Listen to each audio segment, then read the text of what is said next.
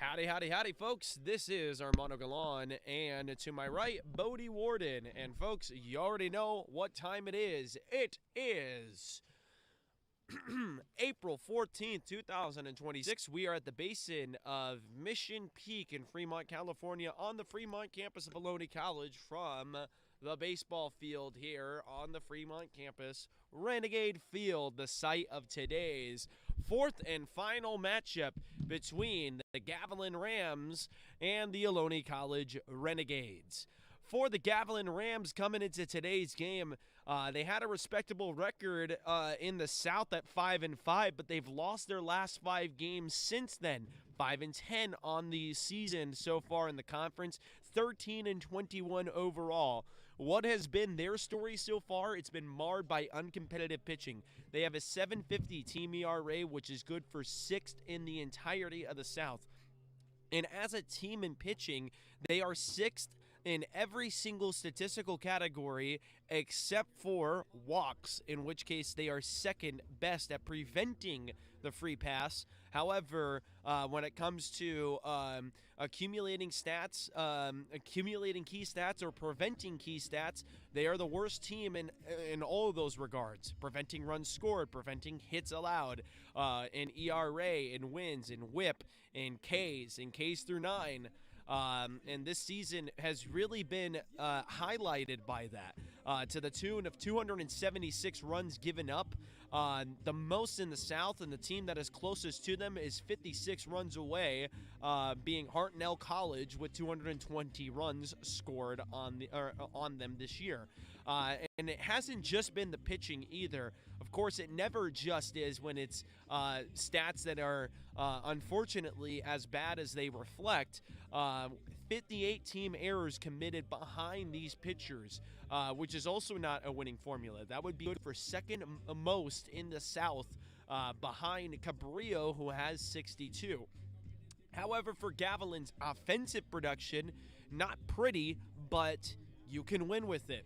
In the last 6 games, they've had a total of 3 games where they've scored 6 runs, 2 where they've scored 4, only 1 where they scored 1. That was against MPC on April 3rd.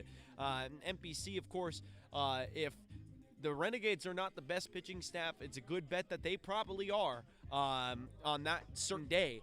MPC is not an easy team to hit against, and we've seen that time and time again around the South.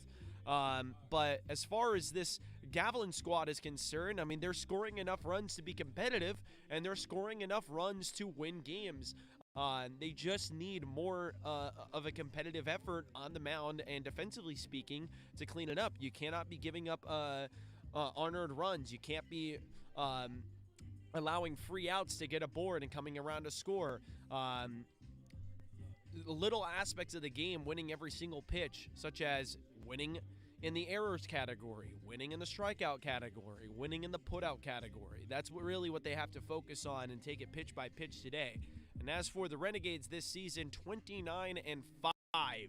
And folks, they're still looking for their 30th win. They could have had it in Valhalla on April 10th. Shout out also to the West Valley broadcasting team, who do an incredible job over there on the West Valley Athletics YouTube channel. If you guys didn't get a chance to check out that game on Friday, their broadcasting team did a great job. I didn't catch a name on their broadcaster, so the first moment that I do, I definitely want to tip my cap and give my props. They ended up winning the series, did the West Valley Vikings on Friday by a score of 4-3. And David Estrada, who did strike for 4 RBIs, and I was wrong about that, Bodie. Let me see why I was wrong about that. I was wrong about that because I never marked it in my scorebook. That's why. How incredibly rookie mistake of me. But David Estrada had 2 more, and speaking of David Estrada, he's had over 100 career RBIs in 2 years of community college baseball. Wow. So, I mean, props to David Estrada. He ended up winning that game with that 2 RBI double in the 8th inning that the Renegades couldn't come back from. In that game, Julian Cambra had a double. Chewy Vasquez had 2 RBI. And then Paul Wagner left the yard with a solo shot that, for a while there looked like it might have been enough to win the Renegades the game. They're coming into today's game, though, 29-5, 12-3 overall in the South. So over 800 winning percentage in both of their respective records. And, I mean, what really hasn't been working for these Renegades when they're first in batting average, on-base percentage, hits, RBIs, walks, doubles, triples, second in slugging, second in extra base hits, and first in every single statistical category except strikeouts, which they are now second in. So they were first in all those statistical categories for 2 weeks straight. Wow. And now, finally, one of those stats is no longer first place for the pitching staff. It's just been an incredible year for them. Yeah, I mean, it really has been. The way that they're going to have to win today is going to be starting on a fresh, clean slate of forgetting what's been happening these last couple of weeks of their uncharacteristic losses in games where they could have won each of those games that they've lost. So they're going to have to play their usual game. I mean, they can't be in their head thinking, oh, this is going to be a free win, because last time we heard they say it's going to be a free win, what'd they do? They lost. And they actually lost twice in that series. So it's going to be a fight, and they're going to have to act like this is the World Series in a way of every game is the most important game they've played yet. And as long as they have that mentality going in and out of every single game, then they're going to be the team that we usually see. And just numbers-wise, off of their averages, the team batting average is dropping ever so slightly, and now it's at a 326 overall, where, you know, guys like Vasquez, who are sitting in the mid-400s, Jordan Medina mid-400s, Joaquin Stewart mid-400s. Stewart's now at 430 with Medina at 400 and Chewy under 400 at 396. And guys like Teo Thompson, who have been dominating for a majority of this season, is now under 300 at 299 on the year. So just certain people are starting to slope down a little bit at the wrong time in a season. So if you're a Renegades player, you're going to have to think from this game on, we need to win every game in a dominating fashion that allows us to get back on track and get back in our horse of momentum to dominate the way that we are as a team. Yeah, and they just need to play purposeful baseball. They have to ensure that they don't fall asleep at the wheel, essentially. Whatever analogy you want to use for it. And one guy that is looking to try and rekindle a flame, if you will, is going to be Matthew Foley, who's making the start today for these Renegades. His last 3 starts have looked like this. He started on March 24th against Cabrillo, went 7 innings, only surrendering 5 hits and 1 run score. No, correction.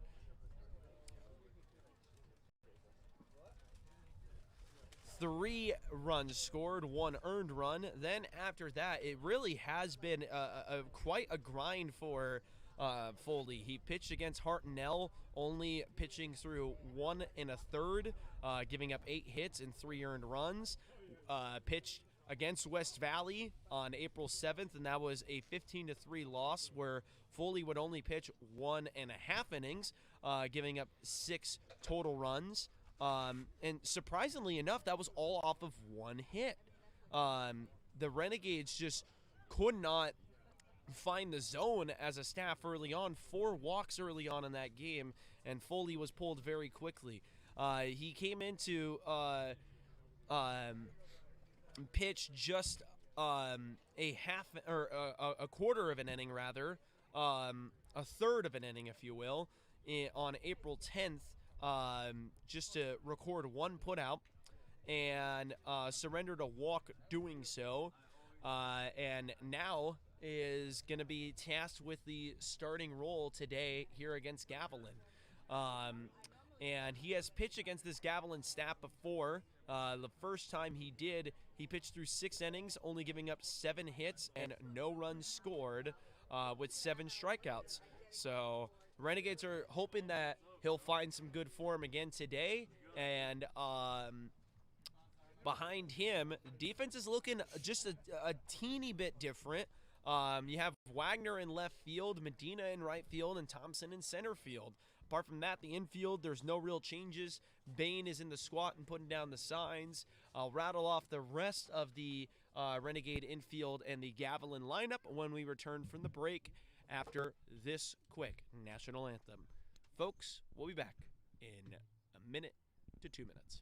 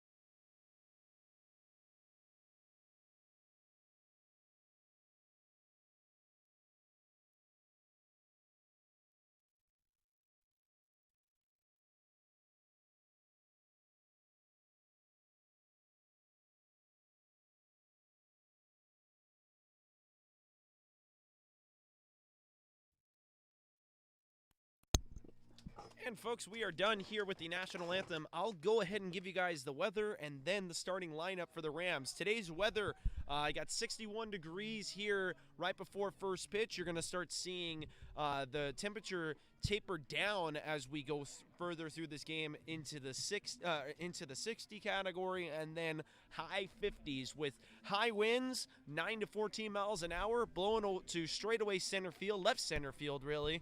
Right now, but the wind whips and lashes all over the place. Orlando Lewis is going to be leading off and playing at second base in for the injury to Ricky Wilkerson, who was one of the better bats for this Rams squad. Gilbreth is right behind him. That's Jacob Gilbreth in right field batting second. Alcantar is going to be in center field. Mateo Alcantar. De La Cruz will be batting in the cleanup spot. Anthony De La Cruz playing at first base. Then at the DH position, Agustin Gomez. Then batting fifth and playing in at the shortstop position, Jacob Huerta. Aguayo is playing at third base today at the hot corner, wearing the number 14. That is Roman Aguayo. And playing in left field, batting eighth, Jesus Castro. And then catching today and batting ninth, Diego Flores. For the Renegade defense, in left field is Paul Wagner. In center field is Teo Thompson. In right field is Jordan Medina.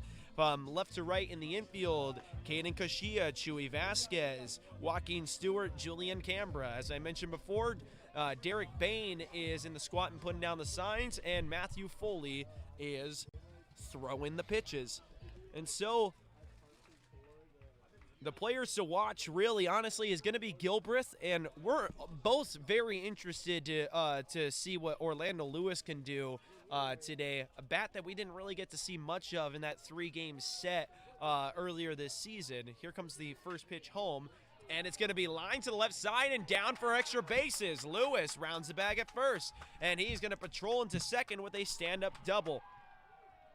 You know, I really like that strategy from him. This is his first start in, I would imagine, a while. If I can just look at the games, he has Orlando Lewis. He has actually his 30 games started, so he has played a lot. But he's who was stepping in at second base? Why am I forgetting? It would have been Wilkerson. And Lewis is now playing second base. Yes. Okay.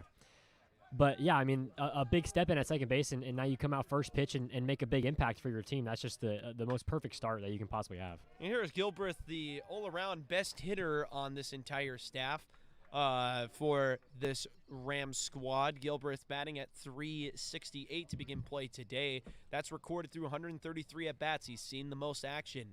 And he started the most games also with 33 started. He started every single game. Wow. I mean, availability is the best ability. Yep. Swung on and missed on the outer half. Something I think we're going to see different today from Foley specifically is just a looseness out there. So, I mean, for you guys at home that don't know, Foley just recently committed D1 about a week or two ago. Yep. And what a lot of the players I was hearing through the grapevine, a lot of players were saying after Foley had a rough, his most recent rough outing on the mound. That is to the right side and down for extra bases again. Rounding the bag at third and heading home is Lewis, and the Rams have an early lead on back-to-back doubles. This one from Gilbreth. Jacob Gilbreth now going to score his 9th double on the season, 38th RBI. Yeah, this is just a very unfortunate time to talk about this, but as I was saying, after Foley's last rough outing he had, a lot of the players, so that night during their team dinner, Foley had committed. He officially sent in the commit. He was saying, okay, I'm in. And a lot of players said it looks like a 1,000-pound weight was lifted off of his shoulders. So what should and could be happening today is a Foley we haven't seen in about a month, which is just the confidence and just the poise that we normally see him at. He's been worrying about his D1 commit so much and worrying about his future, which, I mean, every athlete has the right to. You got to worry about that. But it's been hindering his ability recently. So hopefully today is a new him, and he's out for vengeance today.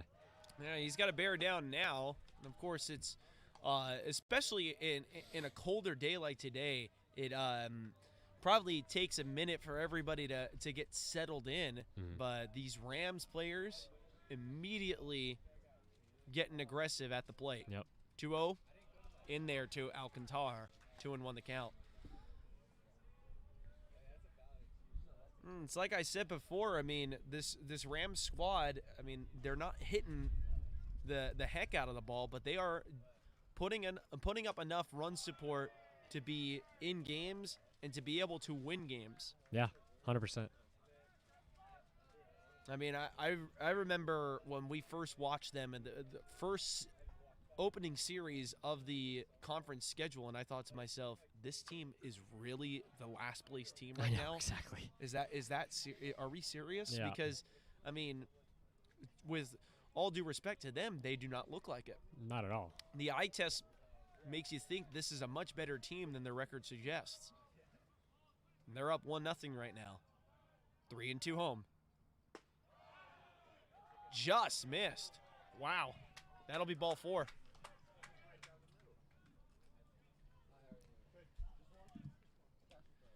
So here now is De La Cruz, the first baseman. Anthony De La Cruz batting at 3-2-1, 321. Yeah, I mean, just as you were saying from the eye test and just looking at the game right now and the circumstances that it's in, you're thinking this is a first and second place battle. But I mean, this is first and last place is Yep. what it is. And really, honestly, I mean, that's why I mention a lot about the defensive effort from them and the pitching effort from these Gavilan Rams. If they have what they've surrendered as far as runs are concerned and as far as committed errors, that's right up the middle to Foley. He goes to second for 1 and back to first. Got him on the 1-6-3 double play. Wow, almost had it. Jumble the numbers a little bit. So Gilbreth does move up to third base, but now there are 2 out in the inning. I mean, that's realistically the best case scenario you could possibly have, other than a triple play, of course. But when's the last time you saw a triple play in person? Never. I don't think I have either. Augustin Gomez now to swing the bat. And that's to the right side. If it's fair, it's for extra bases, and it is foul. Just a long strike. Yeah, just a long strike. You're good. But yeah, I mean, if the Rams only commit half as many errors and give up half as many runs as they have throughout the season, I mean, they're potentially contending for a playoff spot right now. And so that's truly the only aspect of the game that really needs to improve for them. I mean, like I said before, they are putting up an effort at the plate that is scoring enough runs to win games. Yeah, I mean, and it's truly, in all honesty, their hitting is there. You just need the other aspects of it. And that is to the right side and bounce foul.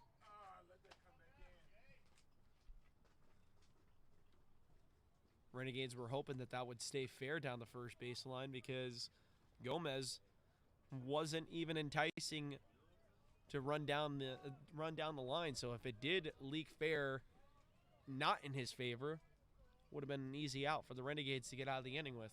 Still ahead 0-2 is Foley. Here comes the 0-2 home. Got him.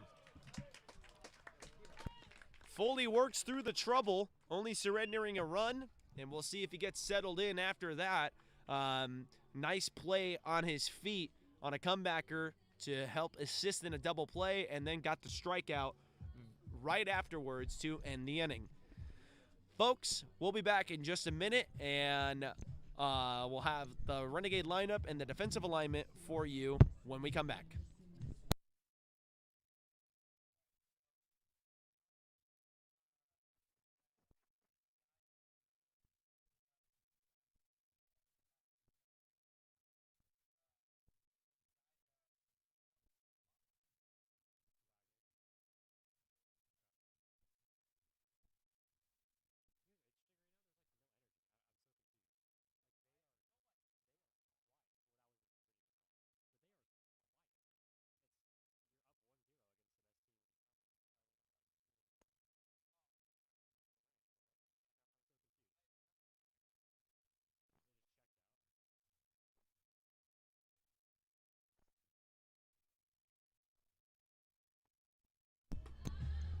Howdy, folks. Armando Gavilan, Bodie Warden on the call for you. And, folks, we are down to our last 3 home games of the season, of the regular season at least, here in the 2026 baseball season for the Renegades. We're down to the last 2 in softball, both of them happening this week. We're going to be on the air Thursday, Friday, and Saturday this week with baseball on Friday, softball on Thursday and Saturday. Folks, this is your Renegade lineup. Jordan Medina is going to be leading off, and then Caden Kashia will be following him up. Chewy Vasquez and Christian Murphy in the 3 and 4. In the 5, Derek Bain. In the 6, Julian Cambra. In the 7, Joaquin Stewart. In the 8, Paul Wagner. And in the 9, Teo Thompson. From left to right in the outfield is going to go Castro, Alcantar, and Gilbreth. From left to right in the infield, Aguayo, Huerta, Lewis, and De La Cruz. In the squat and putting down the signs is Flores, and pitching today is going to be Wyatt Barton. Barton is going to be making his 14th start of the season. He's got a 4.67 ERA with 69 and a third pitched. He's given up 42 total runs, 69 hits, batting average against of 259. Medina takes a fastball in there for a strike. For the Renegades today, I mean, the players to watch, of course, is Chewy Vasquez, the shortstop. Julian Cambra has been swinging a hot bat. We also got a bat in here that we haven't seen much of this season that we're hoping has a big day ahead of him. Yeah, I mean, and that would be Paul Wagner. Wagner's been in and out of the lineup here and there, and I mean, coming in sub situations in games where they're either blowouts, just getting him reps, or even in important times. And last time he was in a starting position, last game, he hits a home run. And so things like this where you're showing out in the most important times as a bench player can get you out there. You can take out people like Emmett Johnson, who's not swinging the hottest stick right now. And for that left field position, I actually really like him there. This is popped up to left field. Could be down as it's trouble over there in left field. And a diving play, but it is down for a base hit. Medina. No. What am I saying? It was caught. Wow. I didn't see it. I saw the home plate umpire call fair ball. I don't know why. This is why you follow the ball, not the umpire. Medina is out. Nice play in left field there by Castro. Sorry, bud. I'll get you for the next one.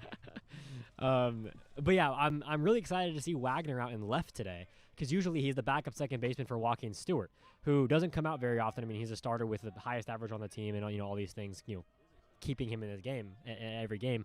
But in left field and the corner outfield in general, it's been a struggle for Curran to find a kind of a home kind of player there. He's been bouncing around guys like Tegan Riley, like Cam Hedman, like Emmett Johnson, kind of all these 3 kind of guys are bouncing around out there in the outfield, and he just hasn't found the one he wants. And so maybe Wagner's that guy. Maybe he can show out today and prove himself. Hey, keep me in left field from here on to the postseason. Let's do this thing. Well, I mean, Curran is always going to ride the hot bat. That's a nice base hit there. Opposite field approach from Caden Kashia.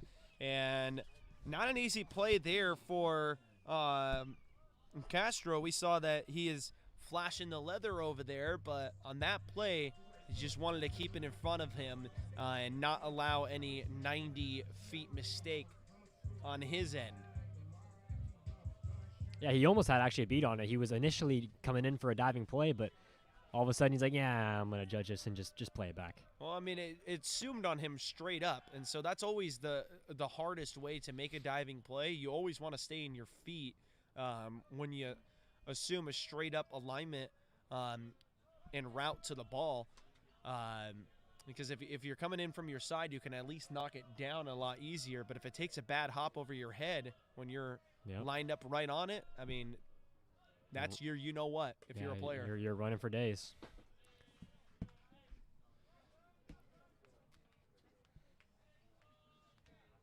And so Chewy Vasquez now ahead in the count 1-0.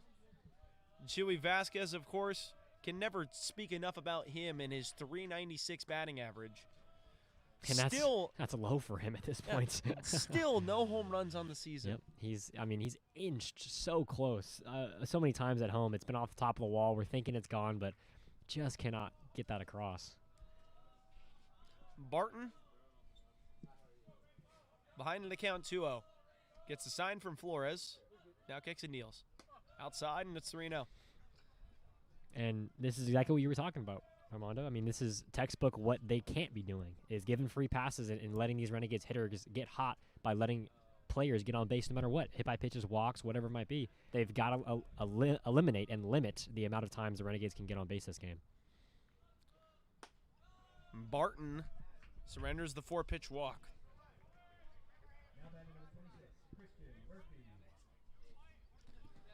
And for Barton on the season, he's surrendered the most walks on this pitching staff, with the exception of Eric Richard. Oh, no, correction. No. He has surrendered the most walks on this entire pitching staff. That's his 31st walk of the season. Apart from that, I mean, the rest of the team has not even touched 20 yet. Nope. Yeah, that's a ratio you don't want to have. A 30 to 41 ball or walk to strikeout ratio, not something you want to see. Yeah, I mean, it's not even like a 2-to-1 ratio. That's much more. A 2-to-1 is at least respectable. So for Barton, I mean, it's not easy to miss the Renegade bats by any stretch of the imagination. They're a very contact-heavy lineup. Yep. But he's going to have to try and find a way to miss those bats, get some weak contact, maybe some ground balls. Speaking of walk to strikeout ratios, did you see that post from the MLB about Mason Miller? How he has 19 strikeouts to 20 balls thrown. Like, what? That guy is insane. How is that real? How do you Seeing him pitch in person is actually a treat. Yeah, I mean, he's upwards to what? He's at 103 miles an hour, 104. He's up there, so it's a treat to see him pitch for sure. A 1 to Murphy, and that's foul back to the screen. Murphy has been a frequent addition to the lineup lately here for the Renegades. And, I mean, he's batting at .311. He's got a homer also, and that homer was picked up on Thursday against West Valley. So, I mean, great time for your first homer. Yeah, in that home run derby, really what it was. Yep, and there was three of them hit by the Renegades, 3 of them hit by the Vikings. And, I mean, it was home runs galore in that entire series, but the home run game was Thursday. Yep. Thank goodness, because we got to watch it, so. We got to be right here, front and center. It was a fun game. That was. Another pickoff move. I mean, honestly, I would continue trying to pick him off because Kashia is kind of known for getting picked off a second now. Yeah, he's got picked off twice. Yeah, I mean, that comes with the aggressive base running. I mean, you can quote unquote slander him for being picked off twice at second base in the last 2 games, but if you look at his stolen bases, he has 24. So, of course, that's going to happen. Things like that are going to happen when you're an aggressive runner, kind of trying to jitter the pitcher around. That's to the left side, and it could tie the game. Kashia will get the late stop sign there, and there's a good stop sign at third base. So the bases are now loaded for the Renegades, and Derek Bain are ready to swing the bat. Derek Bain, a good doubler to the tune, I believe, 9th best in the South. Indeed, 9th best doubler in the South.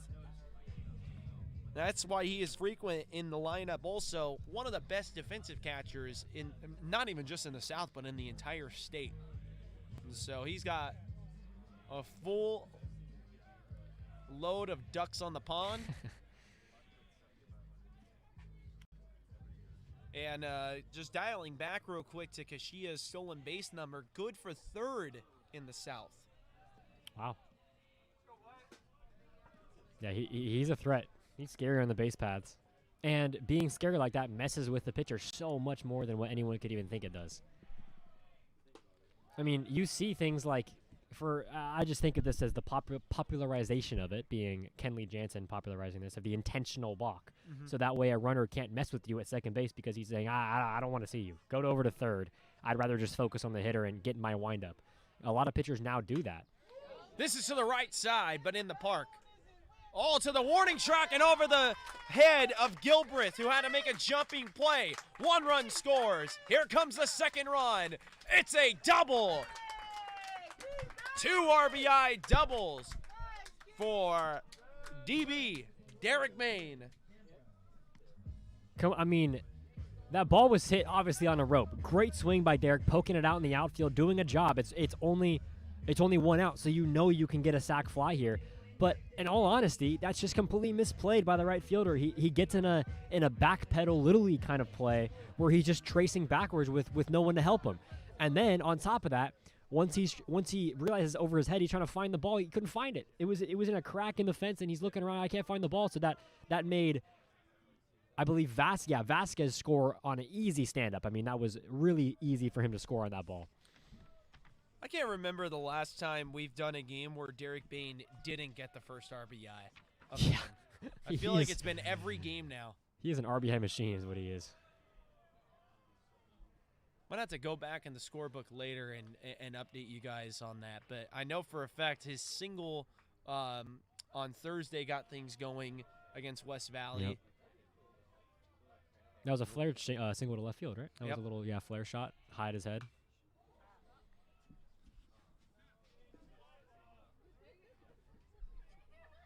Of course, we are keeping a close eye on the MPC and West Valley matchup, which started 30 minutes before us. Oh, how convenient. Yeah, very much. So, right now, I have to refresh my screen. 2-1 at Canberra, and it's 3-1 now. I'm like a little kid looking over for some candy. I'm so excited. Top second, no score. Still 0-0. I mean, it's only the first inning here, but that's how massive it is. Yep. You know, coming to the end of the season. 3-1 the count now. Here it comes to the right side and fouled. And, I mean, if you needed to be told Canberra's swinging a hot bat, I mean, after that swing, you can see it yourself. That was a screaming line drive that went foul. He has a newfound confidence, really, in his abilities. He was mentally doubting himself for a long time, but now that he's been swinging that hot stick, he's just back to his old ways. 3-2, that bounces, and he will take first base. Yeah, I did talk to him about that backwards K that he had. It wasn't with bases loaded. It was with 2 runners on. I kept saying bases loaded because I remember we had bases loaded in the first inning on Thursday. And I asked him, hey, did it piss you off? And he said, I guess so. Yeah, must have. If you hit 2 home runs in that game, it must have pissed you off a little bit. Here's Joaquin Stewart. You want to talk about consistency. Consistency was named after Joaquin Stewart's play. First in doubles, second in batting average, fifth in RBI, ninth in hits. That's just the preliminary. And he's stayed at the top of the lineup in batting average for I don't even know how long. It's been forever. He was first in the state for the longest time at 429. That's crazy to think that he's not first in the South with a 429. But yeah. There is a guy, I believe, that's a 430 with West. No, not West Valley. It would have. Actually, it might be West Valley. West Valley? I'll take a look. Yeah, if he has a good game today, who knows? He might retake that. Yep. I mean, I know it's neck and neck between those two guys. That's foul back to the screen. 0-2 still to count. Let's take a look here. Actually, no, it's Merritt of Hartnell. Oh, Hartnell. And they are tied in this category. Oh, boy. So whoever ends up with the most hits today. Yep, it's all about today. Hartnell is currently facing Cabrillo, and Cabrillo's up 1-0 in that game. This is to the right center field gap, and Gilbreth makes the play. Runners tag up from second and third. It's a sac fly to improve the lead to 3-1 for the Renegades. Yeah, he did his job perfectly. He was in a hard at-bat, getting a really good pitches and a really good just kind of work from number 20 on the bump, and Joaquin did his job. He's like, you know what? All I got to do is get a run on the board and make it 3-1. Let me just poke it out to the outfield. I can do that any day of the week. Here's Paul Wagner, and he had the go-ahead solo shot on Friday in the losing effort, but his solo shot put some question in the air whether or not the Renegades were going to steal that game at Valhalla. And this has popped up to the left side. And it's going to be another tough play in left field. Nice play there by Castro. And he has not had an easy play yet today. He's doing a great job over there in left field. Renegades score 3 of them, Strand 2. We'll be back in just a minute after this break.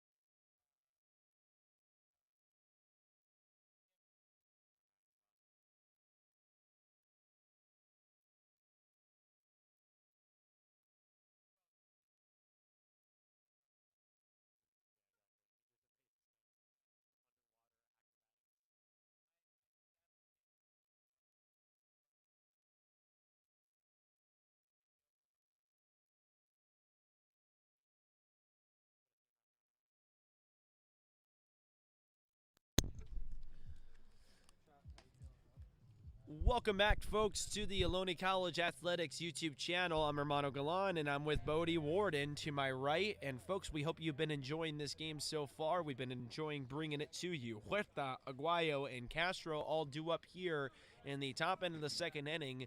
It was a relatively good start for this Rams lineup. They left a runner stranded and did have a double play, but had the lead heading into the bottom of the first inning, and got that one run off of two hits. And so they're looking to try and keep scraping away. And with the shortstop even in the count 1-1. That's fouled back to the right side, or to the left side, correction. Jacob Huerta batting at .226 this season. From Gilroy, California's Christopher High School. And shout out Gilroy, the garlic capital of the world. Gilroy Gardens. You just drive near Gilroy Gardens and you just smell garlic. 1-2. Up the middle. And Stewart on the charge loses it in his exchange. We'll wait for the official score, and it's going to be an E4.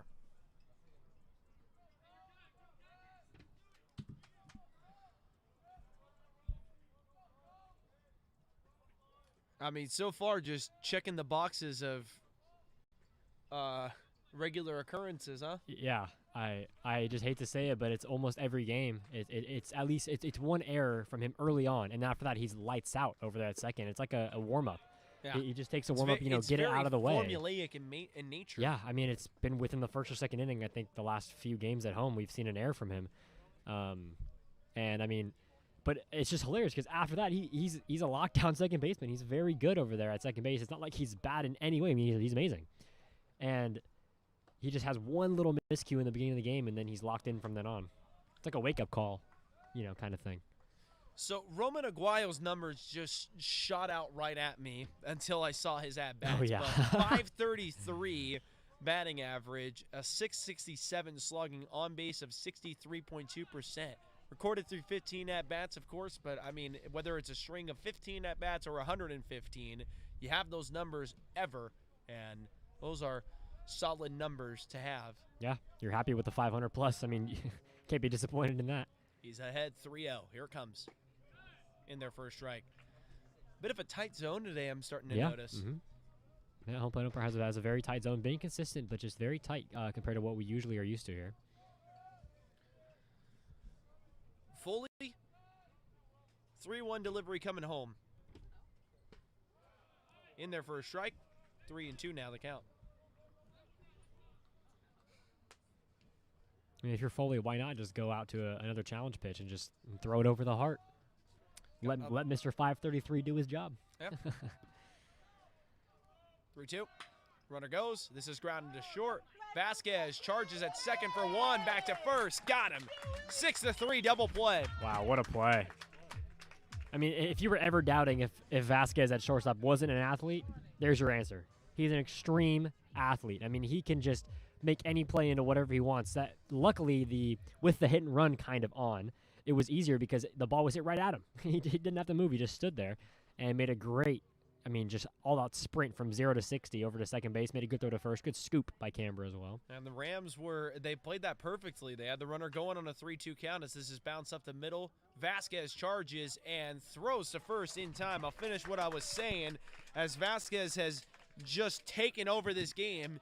The Rams had it played perfectly there on the hit and run to try and prevent the double play possibility, but the one thing that could still do them in was a ground ball up the middle that was easily handled, and that's exactly what happened. And then after that, Chuy Vasquez once again showing off his range from short to short second base to make the play on the 6-3 put out to end the inning. We'll be back in a minute after this quick break. Renegades lead 3-1.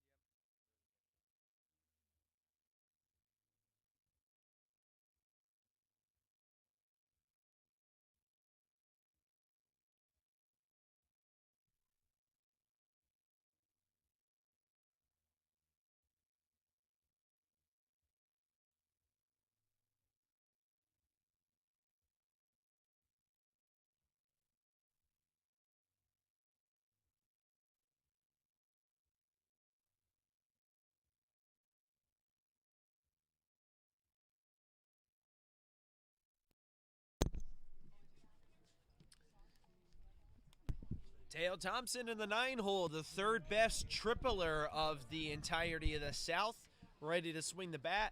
Behind him is going to be Medina and Kashia to round off the due-up list for this Renegade squad. Here in the bottom of the second inning, they find themselves leading 3-1 with 3 team hits in the third inning and 2 walks. Barton, the old delivery home. This is into the left center field gap, but making the play out there is Alcantara for the first out of the inning. I mean, unfortunately for Teo right now, everything just kind of seems to be going not in his way. Even on good swings like that, it's just kind of a pop out, and there's a guy out there, and they'll find it. I mean, Thompson now under 300 for the first time this season. He's in unfamiliar territory of being in a cold streak that he isn't used to, so he's going to have to find a way to heat up at the end and later parts of the season to be the player that this team needs him to be. Yeah, I mean, this, like we were mentioning before, this Renegade outfield, really, honestly, there's a lot of shuffling involved right now because we haven't had much consistent hitting. That's in the gap there for Medina for a single. And, I mean, it's just rough timing for Teo to have a cold streak, but he's been great all season long. Yeah.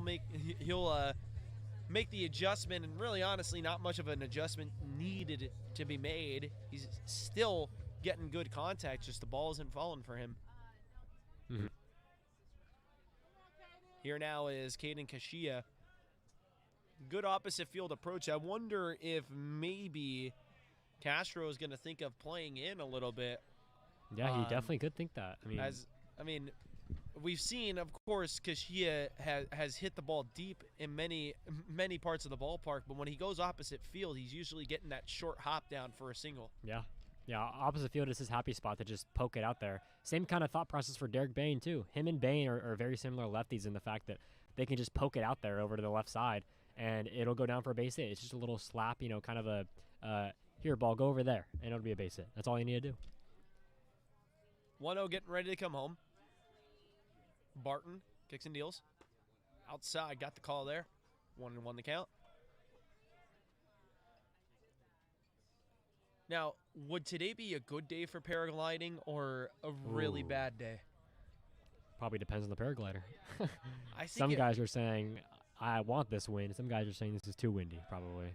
Yeah, I think it would not be particularly a fun day because it's cold. Yeah, it is getting pretty cold. The wind is not helping. It's a wind chill factor. And when you're paragliding, you definitely have to wear thin layers. Yeah. 1-1, no, another pickoff move. Usually we see these relentless pickoffs for Kashia, but Medina's getting the handful of them now. Well, Medina is the leadoff hitter today, so he's going to get the leadoff hitter treatment. Yep. And he also does have 13 stolen bases, so significantly, higher than the rest of the team for second place. Only behind him would be 8. Runner goes. That is grounded over to the vacancy at second base between the 3-4 gap. Or the 3-4 gap. And Medina rounds the bag at second, hits the third. Kashia with a nice base hit there. All I'm saying is Curran is going to be extremely happy with that. That is exactly what he said, was hit and run, poke it to the right side, get the second baseman over on the stolen bag, and he did it to a T. My goodness. If there's anything Mike Curran loves, it is situational hitting. Yep, it's execution in the right times. He's not a guy who's going to say, hey, go up there and hit a bomb. He's never going to say that. He's going to say, do the right thing and hit the ball in the right spot. You know what's crazy? The third baseman's holding on Medina right now, like a first baseman. That was a bit closer than Kashia maybe wanted it to be there in a pickoff to first base. I've never seen this. Yeah. He's putting his right foot right next to the bag. This is interesting because Chuy Vasquez being a right-handed hitter, I mean, you're going to probably see something through the 5-6 gap. Yeah. Here. It's like he's going to pick. And the bunt attempt pulled back there, and it looked like a variation of the current special was potentially called there. Yeah. Kashia steals the bag, his 25th of the season. So maybe the current special is on its way now. Yeah. He called something again, so this is either another bluff play or Chewy's doing a job here. Chewy swings away, and this is popped up to the right side. Long run over there in right field by Gilbreth. He makes the play. Both runners tag up. It's a sac fly for the Renegades. Did his job yet again. This is why he's going D1. I mean, he's just executing in the times he needs to. He's a very selfless player. And here now is Murphy. Murphy going to need a base hit to score a run here with 2 out. Renegades ahead 4-1 the score. Barton just looking to try and put away this inning with no further damage. Good 0-0 delivery home. In there for a strike, 0-1. Can you think of a MLB player with the number 37? This is popped up. Center field. And making the play there is Alcantara to end the inning. 37. Because I'm looking at the shortstop, 37. I don't know, Jacob Huerta. I don't know if I've ever, unless I'm just forgetting. Morse was 38. 37. I'm I have going to do no some research idea. during the break. Yeah, we'll figure that out after the break. Also, start thinking of a 3-digit stat category because it's about time for that. We'll be back in a minute, folks.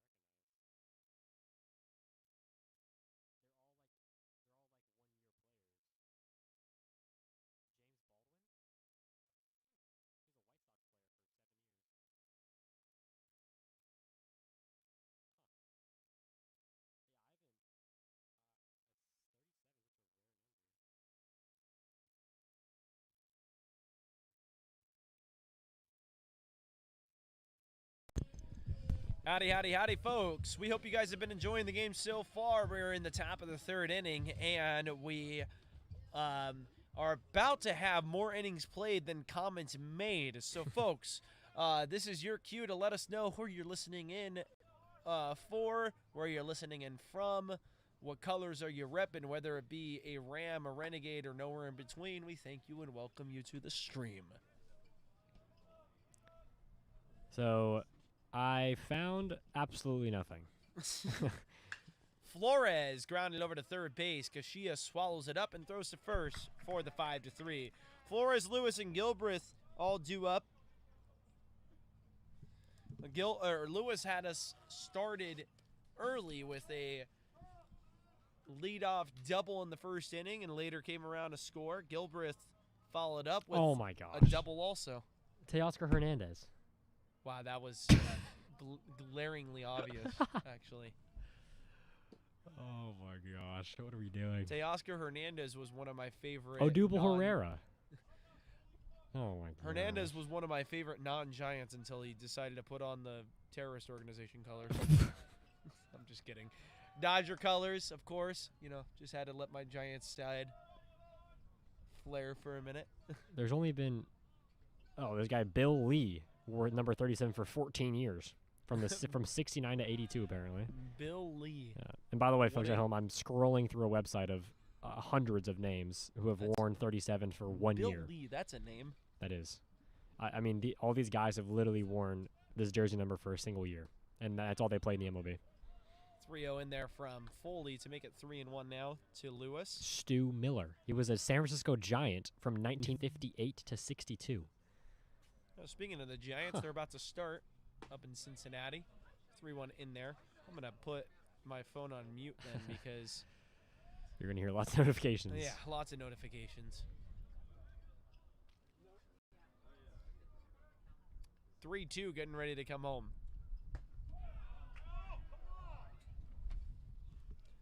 Not a favorable call there, and it's ball 4.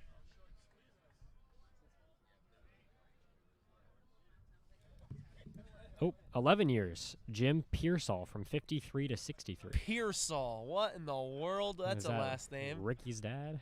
Ricky's dad, Ricky's grandpa, Ricky's uncle. Somebody. Shane Reynolds from 93 to 04. Oh, wow. Kenny Rogers. That's a name. Kenny Rogers.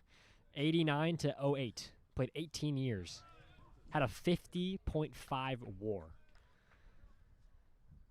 Wow. Jacob Gilbreth swinging the bat now, behind 0-1. He had an RBI double in his last opportunity. Runner goes, swung on and missed. The throw to second. Got him! You don't run on Bain. Can't run on Bain. Cannot run on Bain. I mean, that is how many times we've seen an absolute strike from Derek Bain over at second base.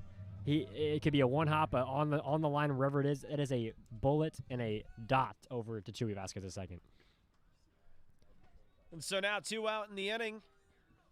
Oh, my And goodness. seemingly 1 pitch away is Foley. That pitch on the outside. And an appeal to first base says no on the swing. 1-2 the count. Tyler Stevenson, the Reds catcher. And then, as well, Steven Strasburg, Nationals pitcher. He was 37. Got him. That'll end the inning. Foley's second strikeout of the day. And so far through 3, he's only surrendered 2 hits and 1 run. We'll be back in 1 minute.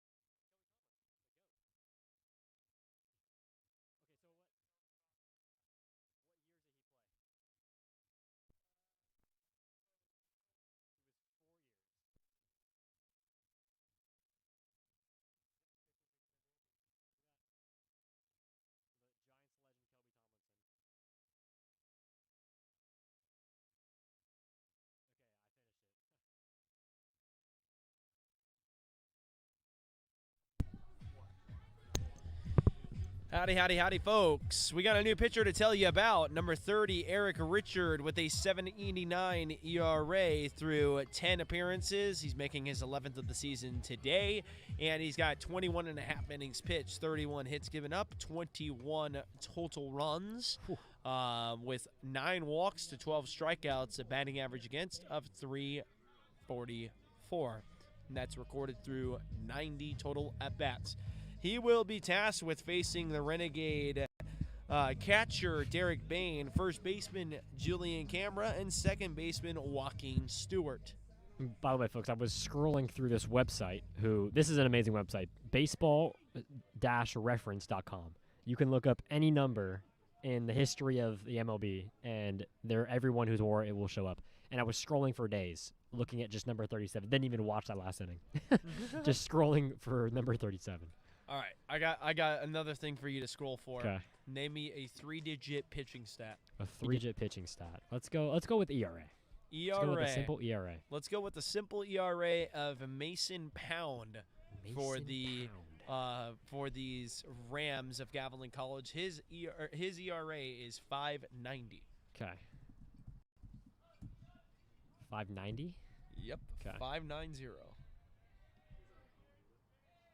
1-1 getting ready to come home to Derek Bain. And it's popped up to the left side. Could be playable in foul territory. And it falls. It is the area code of 590 is used for St. Marin and St. Barthélemy. That is in They're two Caribbean territories, St. Marin and St. Barthélemy. And that's all I got. Interesting. Huh. What is in St. Marin? Is it Martin or What Marin? is? Am I St. Martin? Wow. What is in 1-2. 2-2 the count. I've never even heard of such a place. St. in Martin the in the Caribbean? It's French and Dutch island in the Lesser Antilles. Antilles. Maybe I have ancestors up there since I am Dutch. Wow. Maybe. 2-2, and it's fouled by Derek Bain. Well, I mean, considering it's from the Caribbean, I imagine they have some good rum over there also, me being a rum guy. They also have some good hotels. If you want to spend a one-night stay this Sunday to Monday, you could stay at the Commodore Suites for $264. A night or in total? A night. Could be better, could be worse. Currently trying to plan a trip out to Hawaii in August, and it's going to be a nightmare to plan. 3-2. Center field. In play, and that'll be the first out of the inning.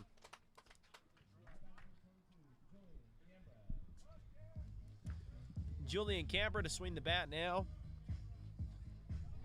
He walked in his first attempt, but had some good swings when he got the count to 3-2. Fouled off some good pitches.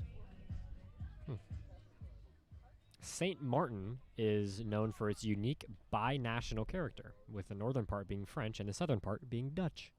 Interesting. So it is a complete half and half mix. So this is to the right side, could be down, and Wow. it is. So just a flare to the right side, opposite field approach from Canberra, and I mean, I guess he's really getting inspiration from Kachia, who has a good opposite field approach. There's been a few opposite field base hits today for these Renegades. I mean, that might be the ugliest swing he's had in a while, and it results in a base hit. I mean, when you're hot, Yeah, right? high inside fastball, and you take a half swing, get out of the way swing, and it falls for a base hit, you know you're on. Joaquin Stewart to swing the bat now. Delivery home, way inside. Same pitch. Canberra just got a base hit on. Except that one now, instead of becoming a base hit, was given a restraining order.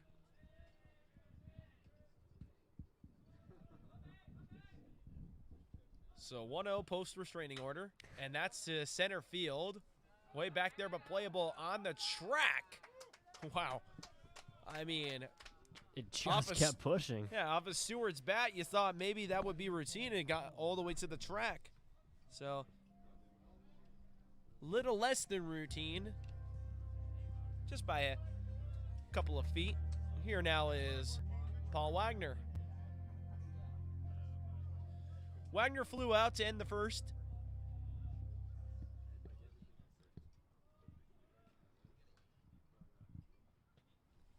Here comes the 0-1 home, or the 0-0 home. I'm a pitch ahead here. I didn't leak the script, guys. It's 1-0. He didn't. This is his first start at home, isn't it? I believe he started another game he at did? home. How many starts does he have? Let's see. I can look, actually. Paul Wagner has 7 games started. So I would assume at least one more of them would have been at home, right? There's no way he's had all 7 be away. Started at the Redwoods, at Cabrillo, and actually it doesn't even tell me on his splits what games he started and oh, there they are. No. Nope. Nope. That's Not even. caught stealing. Yep. So it doesn't even tell me. Huh. Canberra diving back to first base multiple times now. Second time he's been picked off to no avail. 2-1. Oh, I guess you can't say picked off, but attempted to be picked off. Thrown back at. Thrown back at. We'll find a fun way to say it. Let's bounce to the left side and foul. I was telling Armando, I was telling you this off mic, but I don't know if I don't know how much of the crowd noise that the fans can hear from up where they're listening at. I'm assuming it's not much, but it's usually a pretty loud game from just the opposing team getting hype on whatever is going on, the Renegades being hype from whatever's going on as well. And today it's like it's a scrimmage game and no one's here. It is quiet. Dead silent. Yeah, I mean it's weird for me personally. Grounded to short to first. 6-3, got him in time. Yeah, I mean, the energy definitely is down, especially compared to games prior that we've been having. I mean, you wonder maybe down the stretch if it does pick up. We are through the beginning innings of this game and now into the middle innings. Top of the fourth, due up in just a minute.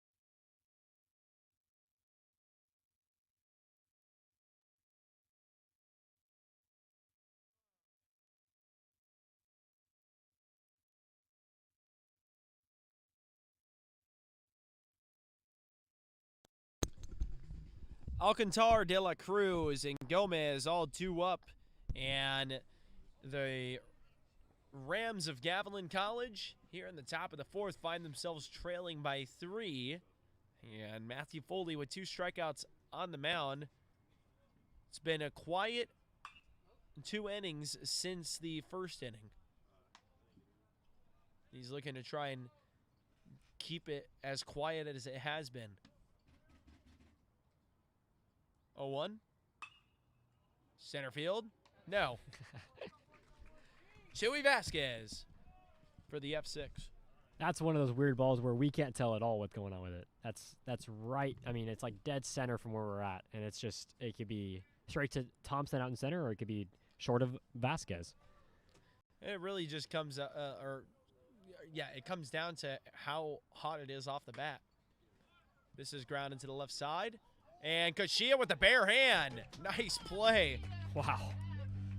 That's a way to wake up your dugout. Make a barehanded play.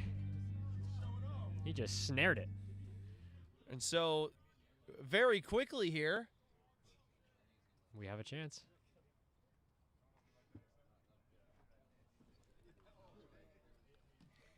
Very quickly here, you got 2 out.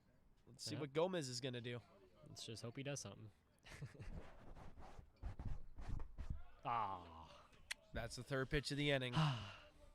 That's how it always is, though. Every coach tells you if it's 2 pitches, 2 outs, they say don't swing, and you just sit up there and just don't swing. It's basically a free strike. 0-1, here comes, and it is snared by Chewy Vasquez. Wow! Wow! 4 pitches, and that's the inning. And just an incredible play by Chewy Vasquez. That is the reason why he is heading to the Division I and going to go play at the University of Hawaii. Again. We'll be back in just a minute.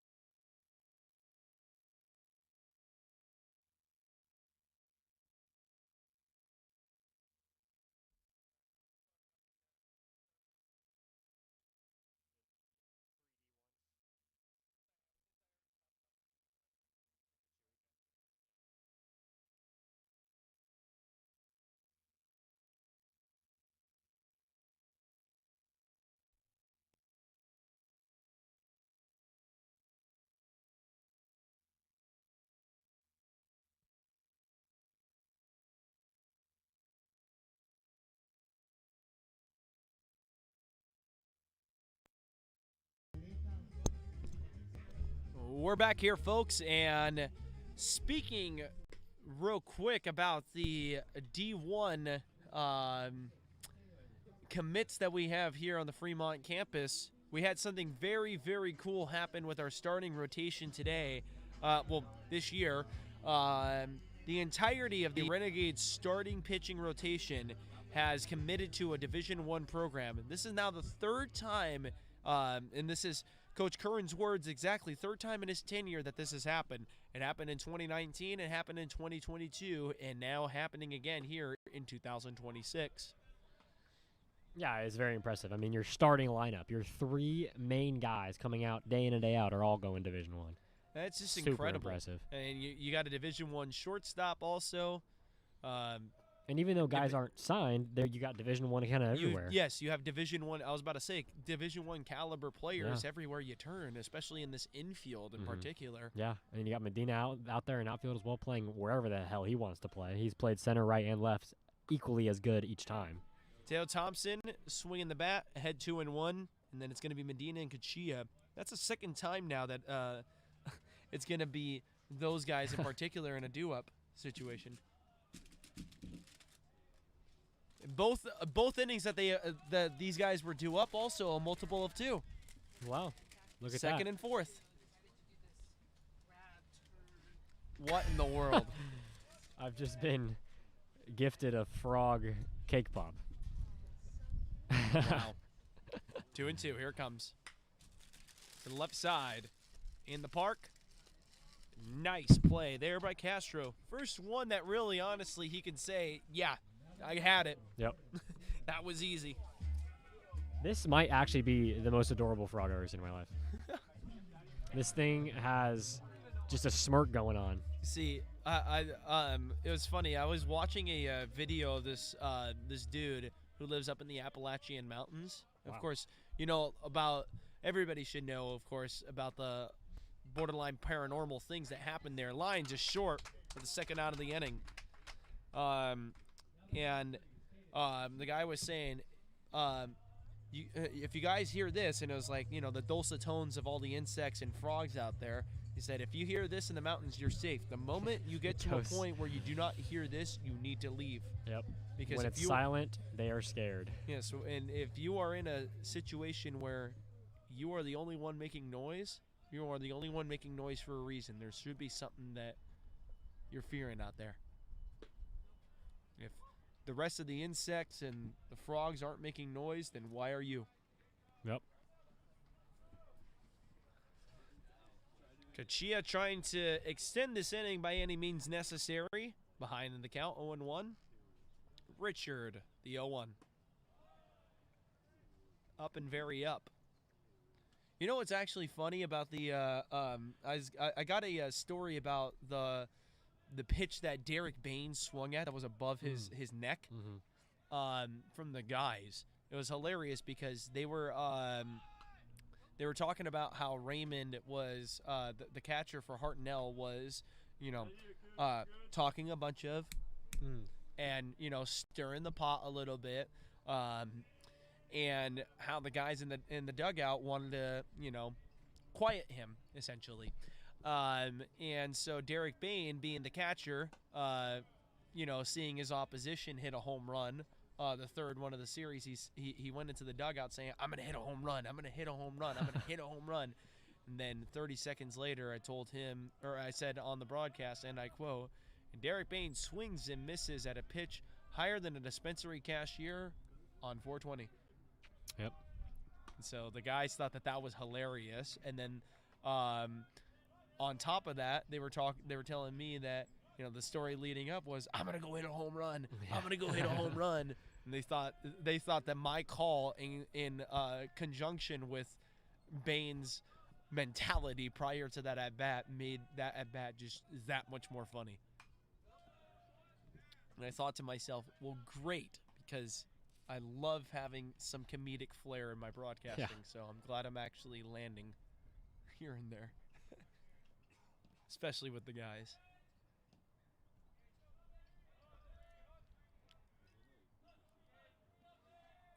Richard, 3-2 home. That's going to walk Kachia. Kashia, one of the best Renegades in that category. Actually, hey, now I think he actually is. Yes, he is the best in the South. So, wow. Yep. This cake pop got devoured in 3 bites, by the way. I need to go get some protein. Luckily, I have my protein bar with me. Shout out Grocery Outlet. They have some really nice ones right now. Chewy Vasquez takes. Kashia goes. Good throw. Got him. Had to wait for the call. That was a good throw from Flores. And, I mean, that throw did beat him.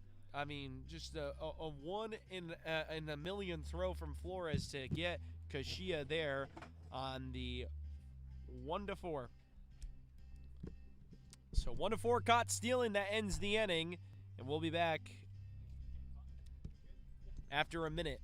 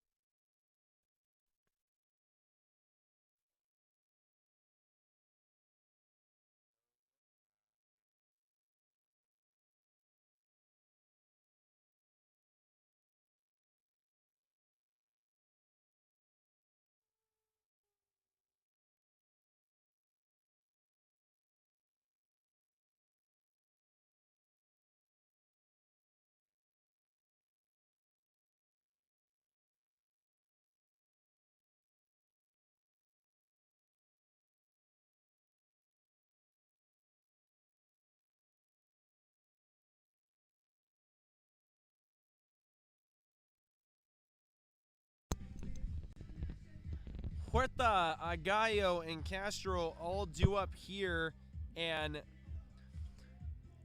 funny enough, that'll be the second time that this due-up order has come up in this game. Although, this time, not a multiple of 2, because we are in the 5th inning. Huerta led off the top of the 2nd inning with getting on base via the E4, then was part of a 6-3 double play. Yes, a 6 unassisted and flip to first double play. And Huerta wanted extra bases on that swing, just couldn't leak it fair.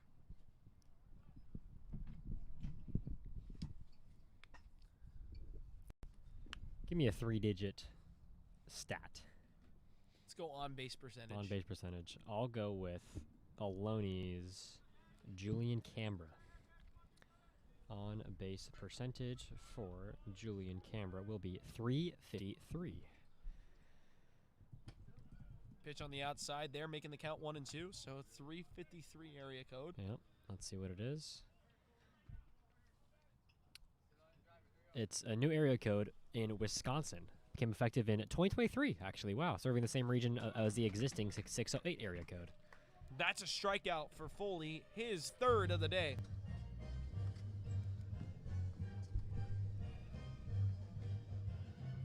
Yeah, it's just Wisconsin. Wisconsin. How's Wisconsin doing in baseball this year, the University of Wisconsin? Let's see. University? I know they're usually very competitive. Here now is Aguayo, the 3rd baseman. He was the one who hit into the 6-3 double play in the 2nd inning. 0-1 delivery home. Just missed the zone.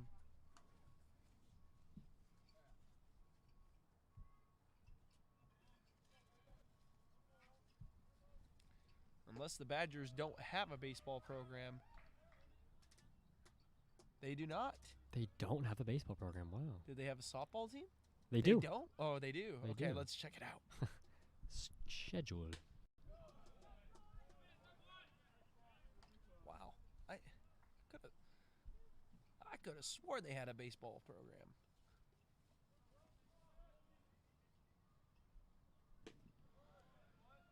So far, 2 misses. It's 3-2 now to Aguayo. they are 22 and 15 on the year. All right. Not Not bad bad. whatsoever. 314 batting average as a team with an 885 OPS.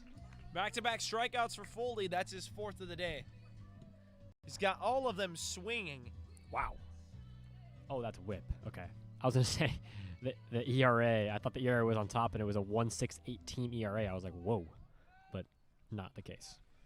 Denise Bain in the chat saying she's listening in from or watching in from Las Vegas. Always a positive attitude watching from her TV. The best hitter on that team, Hillary Blomberg, hitting 389 through 37 games, 113 at-bats, with 7 doubles and 12 home runs. And 41 RBIs. Wow. Solid. That is a lot. That is the team lead by over 20. You want to hear something interesting, actually? Remember I told you, and I told the folks here on the stream that San Diego State had beaten first-ranked UCLA? Yeah. They have not lost a game since then. Oh, my gosh. UCLA Bruins haven't. 27 games in a row since then. Oh, yeah, for The only 2 losses. for baseball, right? Yes. Yeah. The only 2 losses by the UCLA Bruins this baseball season from the University of California, San Diego, and San Diego State University. Wow. San Diego has their number, apparently. Wow. The Padres can't beat the Dodgers, but Ever. I mean, at least the San Diego-based colleges can beat the Bruins. 2-2. Swung on Wow. and missed. That's gonna strike out the side. The 5th one of the day for Foley. He's starting to feel himself through 5. Only 2 hits surrendered and 1 run. Both of those categories coming in the first inning. Nothing since. We'll be back in 1 minute. Bottom of the 5th. 2 up.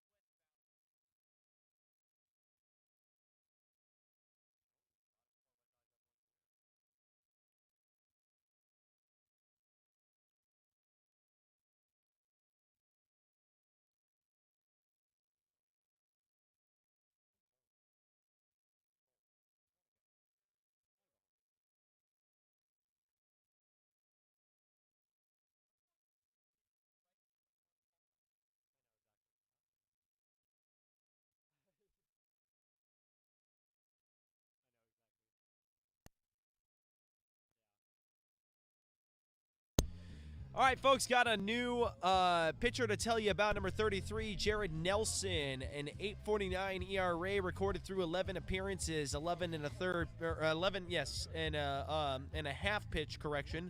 12 hits given up, 13 runs total. Through 48 at-bats, he surrendered a .250 batting average against. Got some scores around the league to tell you about, folks. Today is a big day. The Renegade Magic number is 3, so they cannot clinch today.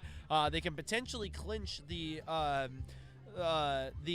division on Thursday, but right now they need one of 2 teams to lose, West Valley and MPC, and guess what? They're doing battle over there in Valhalla right now, and it's 1-0 in favor of West Valley. So that, if West Valley holds on, is going to even out the season series between them, 2-2. So that's the best that the Renegades can ask for. Also in just a week's time, next Thursday, on the final game of the season. So you're almost hoping that West Valley doesn't win this game, because right now the Renegades can play or will play MPC on Thursday and settle that score. You really don't want to leave the uncertainty up to Thursday if there were to be any leading into Thursday. Chuy Vasquez is hit by a pitch and will move up to first base. But sorry, I mean that's just never a good sign. Your first pitch is a hit by pitch. Yeah. First pitch of the inning. It's that's rough. yeah. So over at Cabrillo right now, the Panthers of Hartnell College are leading 3-2 in the bottom of the 4th. Over at Chabot, they're dominating the Kenyatta Colts 6-0 in the top of the 5th. In San Mateo, it's 7-0 in favor of those Bulldogs over the Rams of City College of San Francisco. I don't know if we've ever done a score check and I've seen San Francisco City College win. I've never seen them in the lead. It's been a very rough year for them, sadly. Yeah. Another really interesting game happening in Los Medanos right now between Laney and Los Medanos. That, I believe, has pretty big emphasis for the Golden Valley, I think it is, their conference. Why am I even trying to guess here? Let me just pull it up. You got the let me just 362 pull it website up. up. Yeah. Do you hear people say? Have you ever heard people say the triple CAA? I've heard people say 3C 2A, Yeah, but never triple C 3A. 3C2A is what I always go by, but I've heard triple C before. This is popped up. Right side. Called for it at second base for the first out of the inning. Triple C is that's just too much. 3C2A. All right. I have it pulled up now. Let's go to Los Medanos. And it's the Bay Valley correction. So in the Bay Valley right now. Big game. Wow. Yeah. This game is gonna decide who takes second and who takes third That is a in the tight division. conference. Oh my goodness. Yeah, very That's tight between conference. like 5 teams. Yep. These last couple of games between Mendocino, Solano, Laney, Los Medanos, and Marin, all a separation of 3 or less games between those 4 teams, or those 5 teams rather. So, I mean, big games for all of them moving forward. There is much more separation in the Coast South right now. The Renegades are 3 games ahead of MPC. Also, with the series wins so far, the season series to be determined on Thursday. Right now, the only series that the Renegades have not won solidified is the West Valley series. The best they can do is tie that. Bain scores up to bunt, and Chewy Vasquez had to get back to the bag quickly on a snapback throw to first base. He gets to the bag safely, and the count is 1-0. And so we got more scores in just a moment around the softball league. I do see the unfortunate score in the chat, but I'll mention it in a sec. This is to the right center field gap, down for extra bases. Vasquez rounds the bag at third. The throw home, not going to be in time. A RBI double for Bain. I mean, a second RBI double for him. His third, correction. Or, is that correct? Yeah. Third? Yeah. No, his third hit of the day, right? Third RBI. Third RBI, okay. I was going to say, we should just start calling D-Bain just Derek Doubles Bain. I mean, he just hits doubles like no one's business.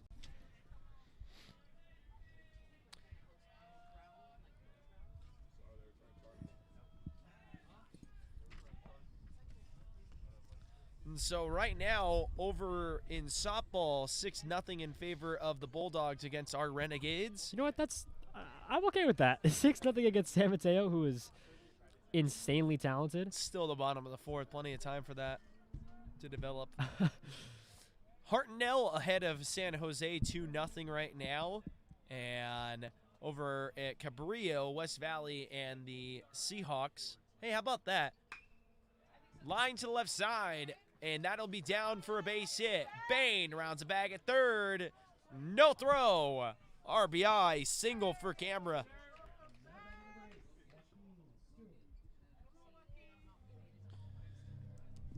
But West Valley is hosting, if I'm not mistaken.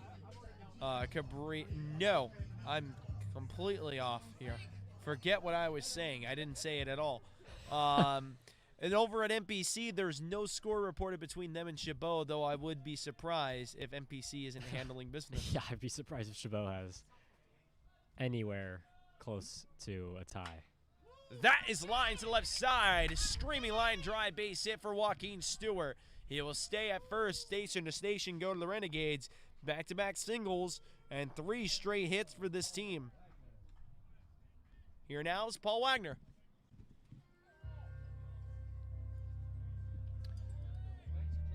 Interesting that Jenny Mares would be at the softball game today. Maybe she lives near San Mateo. Maybe.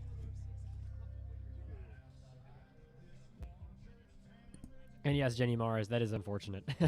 I mean, but honestly, fortunate for them, 6-0 is, as of right now, they should take a picture of it. 6-0 is something that teams haven't been able to hold San Mateo to at all. Well, I mean, the Renegades didn't get mercied when San Mateo came here. Yeah, that was impressive. Oh my goodness, that was insane. Yeah, I mean, That practically marked that as a win for the Renegades. I mean, just put it up there as a win. I was surprised by the effort, and the girls were playing really hard and just fearless softball. And as something that we haven't seen much of. I mean, I think the one thing that has been crippling them has been themselves. Yeah, 100%. This season. 100%. I mean, and there's talent. That's what's so unfortunate is there's people there that have talent. These girls can swing the bat and play defense. I haven't seen as many home runs in our lineup as we've had this year in many years. Yeah, and yet it's the worst team they've had in many years. Yeah.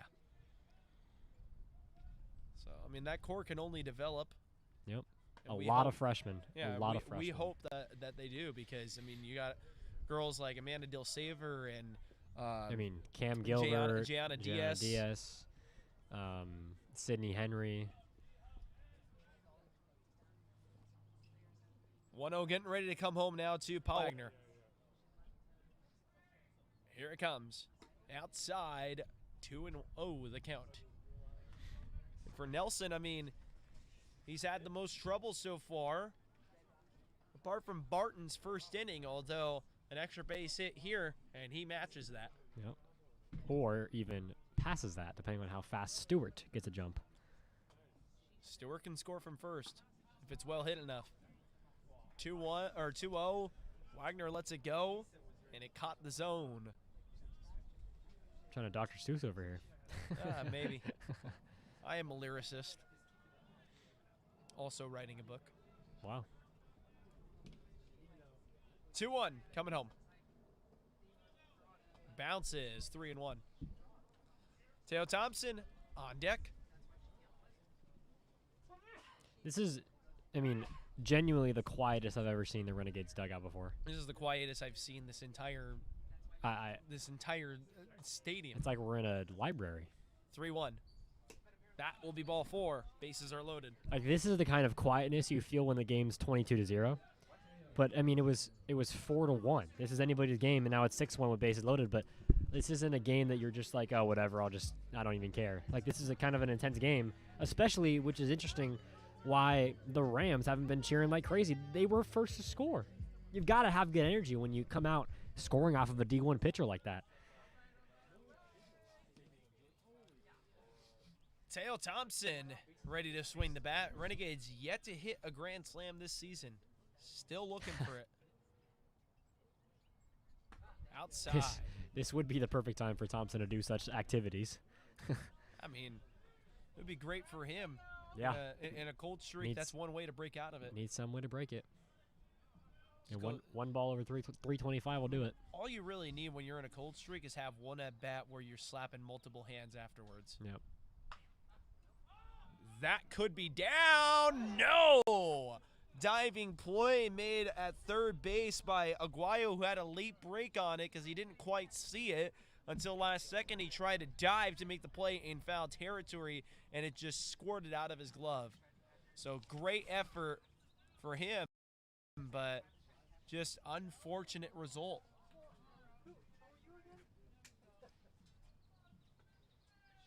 One and one to count.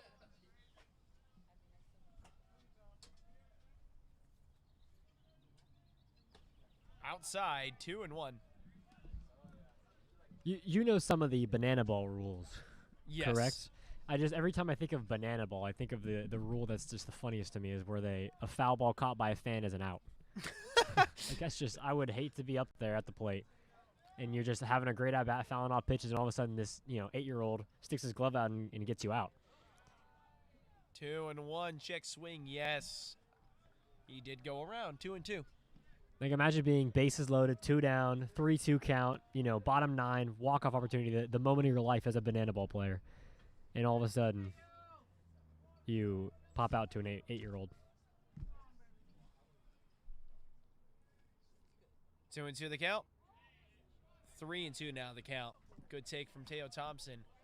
Very selective in this at-bat so far and very patient.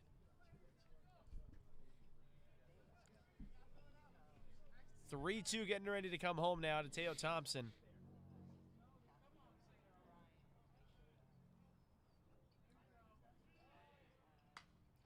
Fouls it off. Didn't want to leave it to chance with 3-2 and the full load of ducks on the pond. So he fouls that off on the outside, and it would have been borderline. So, I mean, it's better off to foul it off and get another pitch.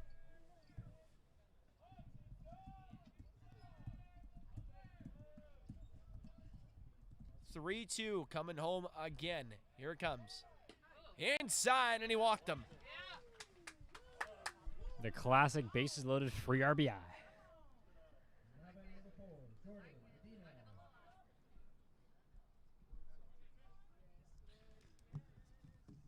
And looks like we might be having a pitching change, and indeed we will. We'll be back in 1 minute after the break.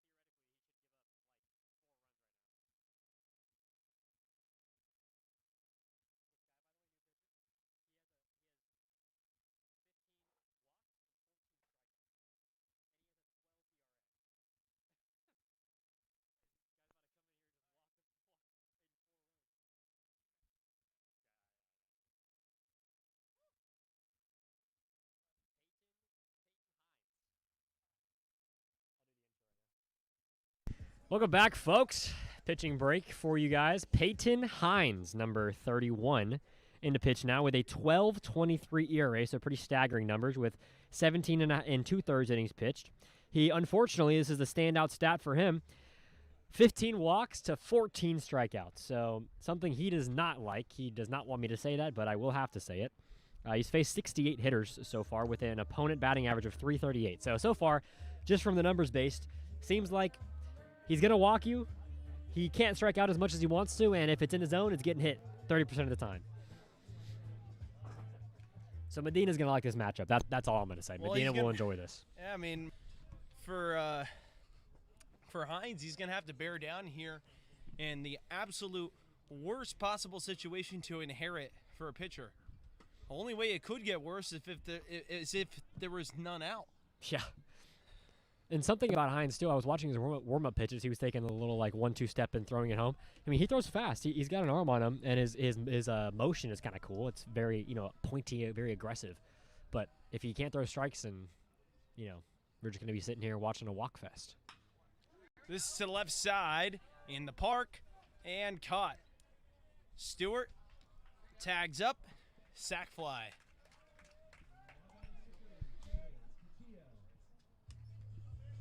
Medina did his job. He's had a great game today doing the jobs he needs to do.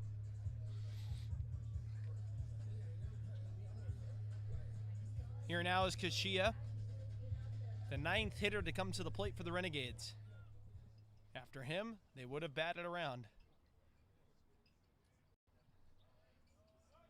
Coming right back to Chuy Vasquez, who was hit by a pitch earlier in this inning. On the first pitch, yeah, I bet. Yep.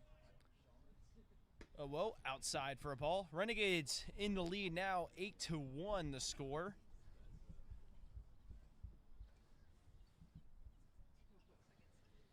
Checking the scores yet again.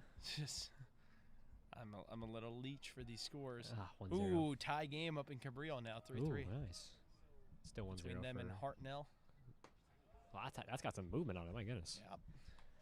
Yeah, and the game that we care about more between MPC and Hartnell, or West Valley, correction. West Valley's still in the lead, 1-0. Kashia heading the count 2-0. Here it comes.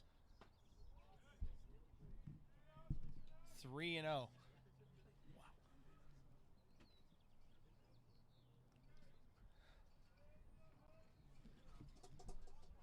Again, I think I could hear a pin drop. thistle drop. Yeah.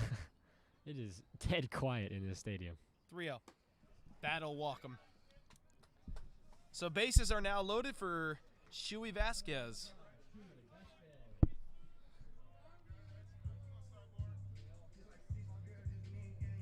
Usually when a game is heading into the trajectory that it's heading into right now for these Renegades, you know what, is usually less of a call from me. But if Chuy Vasquez hits his first one, I apologize in advance, Rams fans. It will be loud. I would suggest turning your TV down. It will not be. It's a ground ball to third base and to second for 1 for the putout. A 5-4 fielder's choice to end the inning.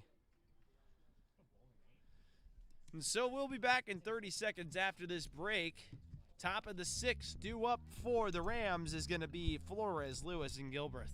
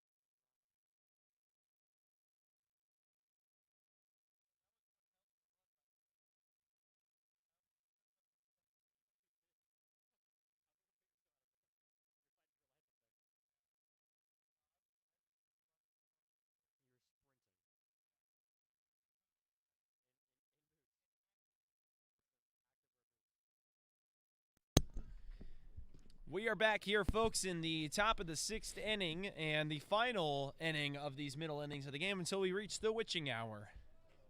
Mind you, I've been cuddled up in a ball this whole time. Oh, my goodness. It's been I cold. really need the sun and the heat to come back, Yeah. man. You know, I just got a nice tan going. Got, look like a nice, well-done steak, Nice, well done steak. that nobody wants to eat. Catcher for the Rams visibly frustrated on that call, as he's been not getting the calls he wanted all game, and then That's 4 straight strikeouts now for Foley. someone's having fun out there. Something that this is just hilarious, just the Renegades in general that they do. I mean, it is an 8-1 game. The Rams are completely deflated. No one's saying anything. This is the quietest I've ever seen a stadium. And after a strikeout, they're playing, put a K on it. put a K on it. And they're just I playing gotta it full blast. I gotta say these guys who run the aux and run the music, I'm very much looking forward to it in the playoffs. Yeah, they're going to be playing music every single second that I mean, they can. from the Florida State song to the Wii music they sometimes put on, Yep, and to the then- Kahoot music, yeah, to the Kahoot. Jeopardy music. Yeah, I mean, these guys know how to put some good energy and comedic flair, or whatever the heck they need it for. That's another strikeout, a drop third strike, and a throw to first base. That's 5 straight Ks, making it the Wow. 8th one of the day for Foley. He really turned up late in the game. I mean, he needed a few innings of warm-up, and all of a sudden it's been unstoppable. And I don't want to say anything so he doesn't get baseball jinxed, but I would just say he hasn't thrown a ball yet. And he's only at 6 pitches. So might we see something that Yoshinobu Yamamoto has almost done? Okay. Second I say something. The immaculate inning bid ends at It's pitch gone. number 7. Yep, it's gone. Well, now And- we're just going. Now we're just bad. Now we're just not throwing a strike anymore. Now officially, it's no longer your fault. It's only your fault If pitch, it's the only pitch one, after you say something. Yeah, and then it becomes 3 straight strikes, and if I didn't Yeah. say anything, it was my fault. But Yeah. That is fouled off Oh, to the right oh, side. oh, Is it going to go fair? oh. No, it's not going to. it had the spin. It was coming back fair, and then it readjusted foul. I wonder how the weather is like in San Mateo right now. Oh man, it probably is not very fun over there. I know if the East Bay is cold, the peninsula is colder. Yeah. Jenny Mares let us know how the weather is over there. Line through the 5-6 gap for a base hit there to keep the line moving. Gilbreth finally breaks the streak of straight strikeouts, 5 in a row for Foley. It's a great streak. That was a great streak. It's almost 2 innings of three down Ks. Here now is Alcantar. He's walked and flown out. 0-1 the count now. The 0-0 delivery home. Honestly, at this rate, I wouldn't be surprised if Foley goes complete. I mean, he probably should realistically because Pitch count's pretty low. yeah, and That- you wanna save your bullpen for later in the series, or not series, excuse me, but later Later for in the the week, week, because yeah. it's gonna be bigger matches every day. So you want to just save those guys. Well, MPC coming up, and then Hartnell, and then West Valley. Yeah, I mean, you want to have a strong bullpen, and if you can just let Foley, chug through an 8-1 game and just keep him, going on a steady pace. Foley's a dog. He won't mind that. 0-2. Grounded and fouled. It's like with Anderson, who went 4 outings in a row of 100+ pitches. Matthew Anderson. Ridiculous. What an incredible, Ridiculous. incredible starting effort from him on Thursday. I mean, the stats aren't pretty, of course, but the effort to go 100+ pitches in a complete game against one of the best teams in the last 2 years Yep. in the entirety of the state, let alone And- this year. And pull away the only win of that series for them. Yep. They were 1-2 in the series. 1-2 to the left side, and Wagner makes the play.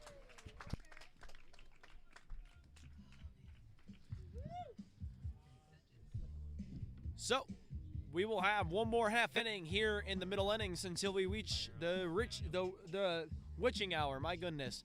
We'll be back in 30 seconds to a minute after this break. Ohlone College, due up.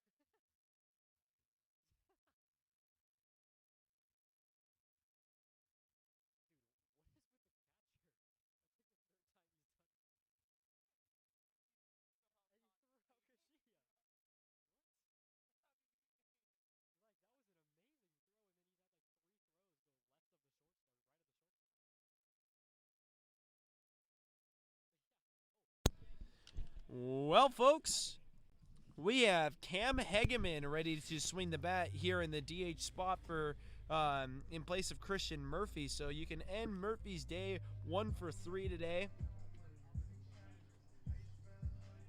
It's always great to see Hegman in the box. Great player. Great dude as well.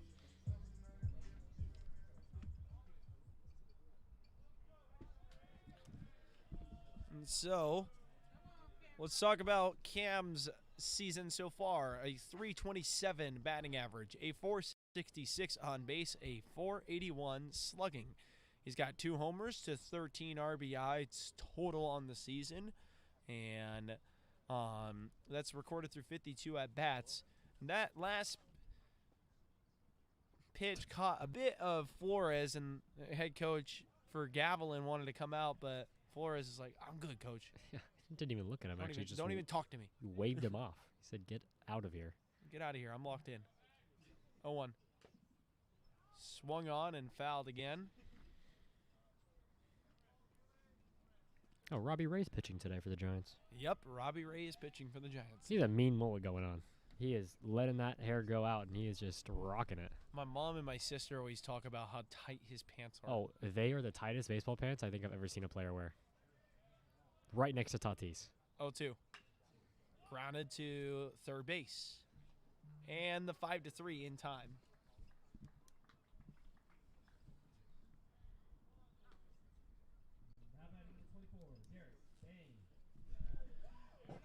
Derek Bain with 2 doubles today. I feel like he's a lock for 2 doubles almost every single game. Yeah, that's what it feels like.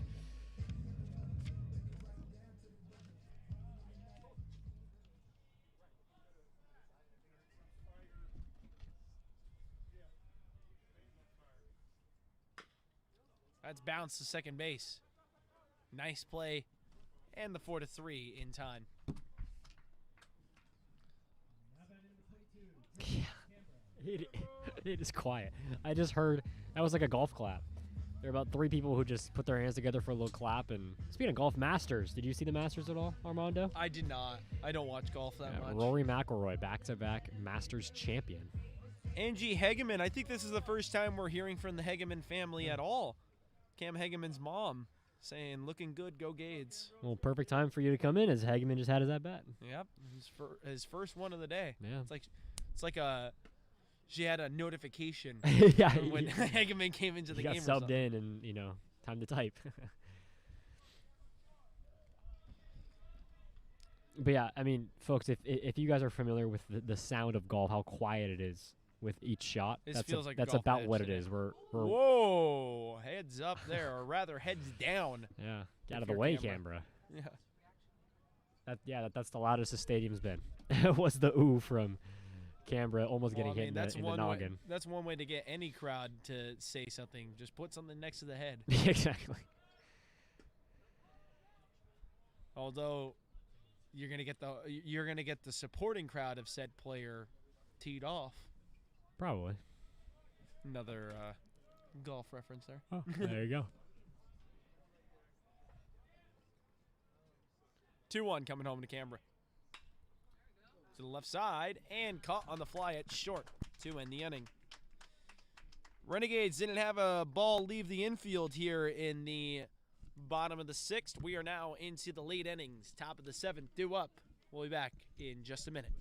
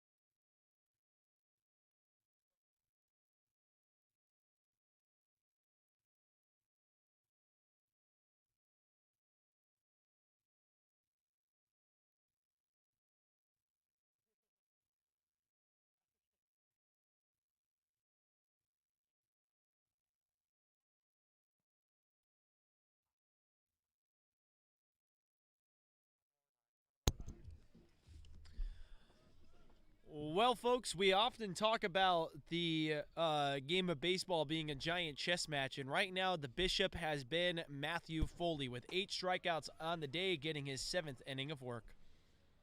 Wow. That's a lot of strikeouts. Yeah.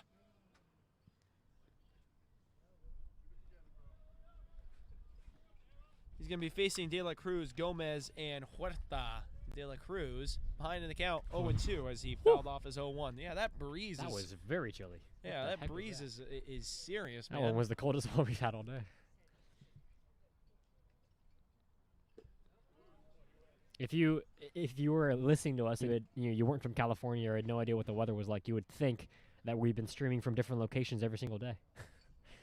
We're saying it's blazing hot and I need a sun guard behind me, and then the other day I'm freezing. Super Mario Kart. Another strikeout for Foley. And here comes the Mario music.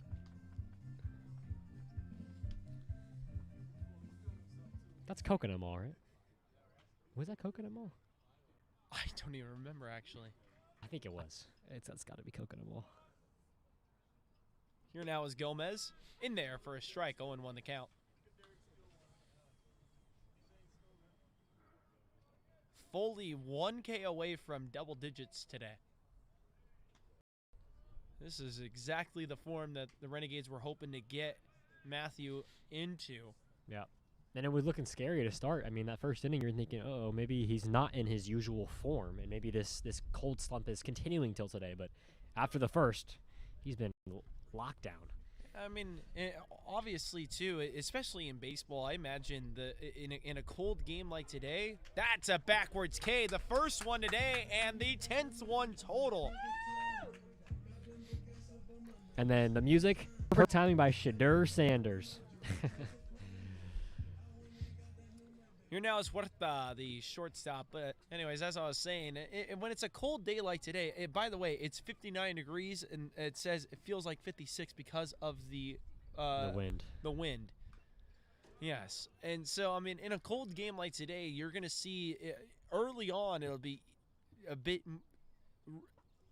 more tough for players to get dialed in fully. I mean, in a hot day, everybody's dialed in. Yep. Everybody has to be dialed in because your body just feels better. Yeah, so your body feels better. It feels warmer. It doesn't take as long to warm up and settle in. On a colder day, it absolutely does take a minute there. I mean, even in football, this is up to right field and deep. Way back there. Goodbye. Great chance there by Medina as he tried to make the jumping play up against the track.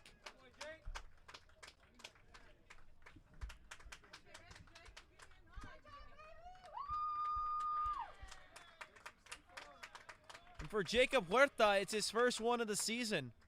His 16th RBI.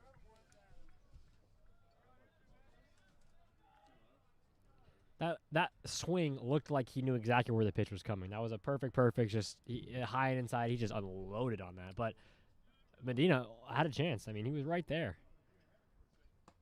Yeah, the whole crowd thought that he had it. Everyone was waiting for the call, and the umpire was waiting to see if Medina would pull the ball up. I mean, he kind of rolled around for a second. Yeah. I could tell because Medina is the type of guy, if he has it, he would have immediately put it up. Oh, he would have put it up and just ran inside so fast. Yeah, but he tumbled hard up against that, or he tumbled hard after going up against that wall, and so I could tell he was a bit banged up there after trying to make the play, but more so just frustrated that he probably didn't make the play. He really wanted to make that one. We've yet to see a home run robbery so far. The only one I've seen was in the pregame warm-ups of the West Valley game where a player jumped up and robbed his own teammate's batting practice home run. It was hyped. We've actually come closer to me getting impaled by a home run than we have a robbery. Yeah. That is a 6-3 ground out of Aguayo to end the inning.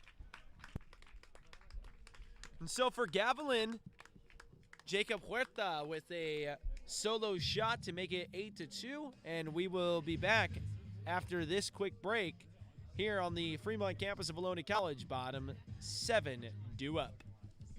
Will be Stewart, Wagner, and Thompson.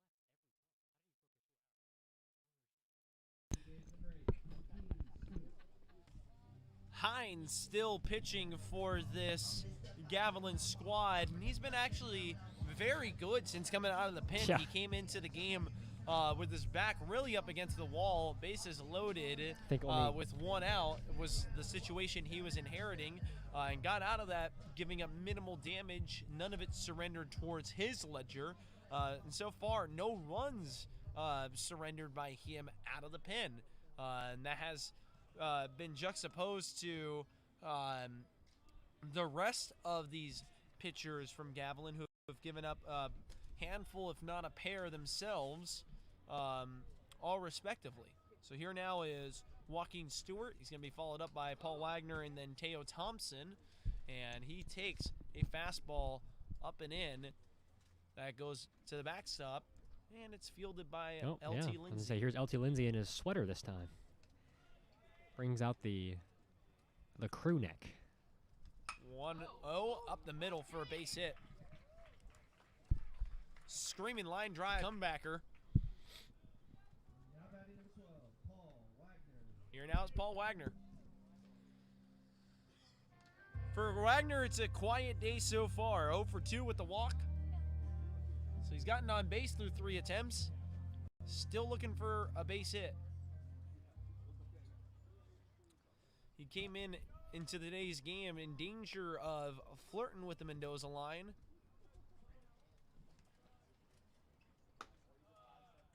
With an 0 for 2 performance, might be closer than he really wants to be. Probably. I mean, only 39 at bats, so.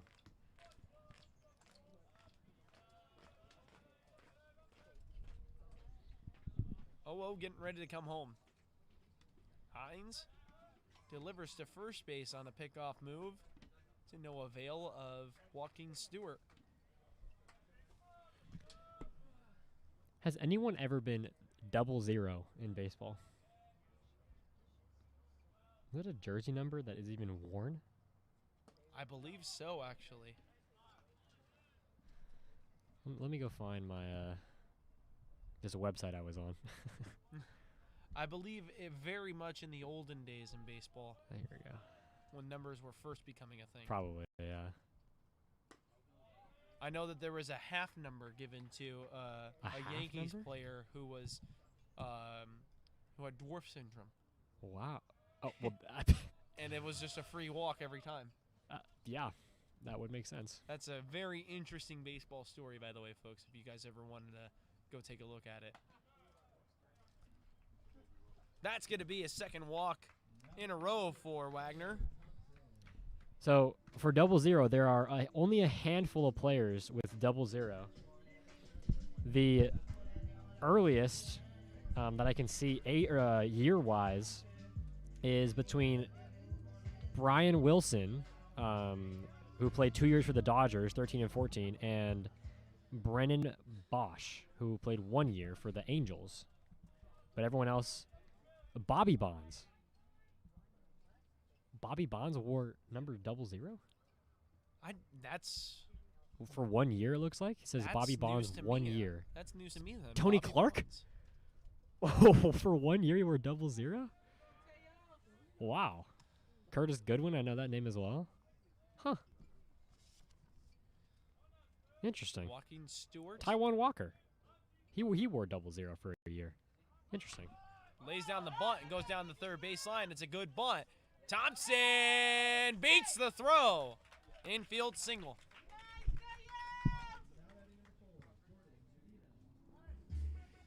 I mean, that was just the most beautiful bunt.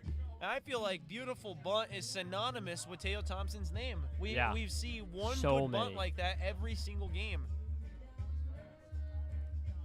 I wonder what Teo Thompson's 40 time is. I don't even know. Extremely fast. I'm thinking, what, 4.2, 4.3? Maybe. Seems like a good guess. Here now is Jordan Medina. Swung on and missed. Got more news out of Valhalla for those West Valley Vikings. They are up 4-0 right now ahead of Wow. MPC in the bottom of the sixth inning. They are 9 outs away Wow. from solidifying their place in second. And that also, I mean, you know, potentially with how the Renegades continue playing through these next couple of games, maybe leaves the door open for a potential tiebreaker on Thursday. A lot has to go the wrong way for the Renegades in order for that to happen, of course. Yeah. 1-1. The easiest thing for you guys at home to think about as a fan is the Renegades just have to win 3 of their next 5 games to guarantee conference. Yeah. If they just keep winning, They just win 3 there's no games. issue. But nope, there's not. the moment that winning becomes the issue, there becomes the uncertainty of whether or not West Valley catches if they hold on today against MPC. I mean, this is going to have to be the winning week for them. This is going to be their easiest week. Right center field, way back there in the park, and in and out of the glove. 1 run's going to score. And they got a runner caught between second and third in a rundown, and in that rundown is going to be Medina, and he is tagged out on the play. So it's not Medina, correction.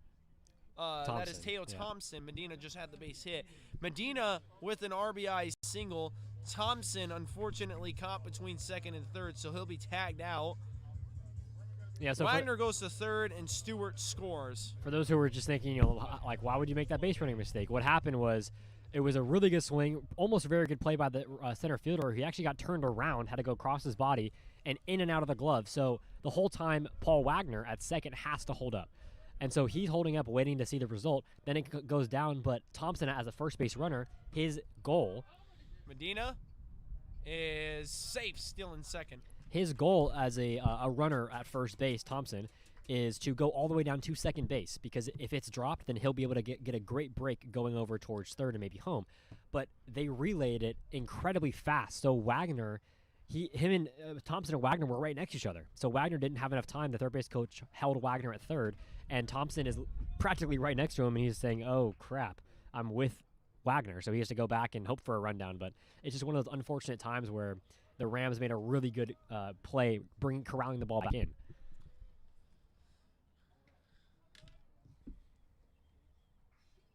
Oh, 1 coming home inside, and it's 1-1. I mean, the inside part of the plate has not been there at all for anybody today. Nope.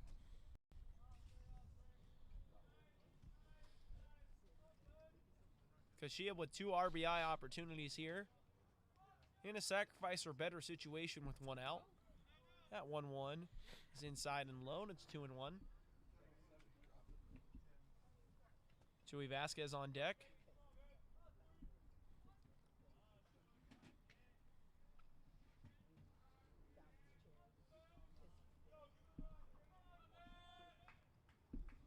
Two and 1 the count. Here it comes home. Beautiful pitch that doesn't get the call. 3-1.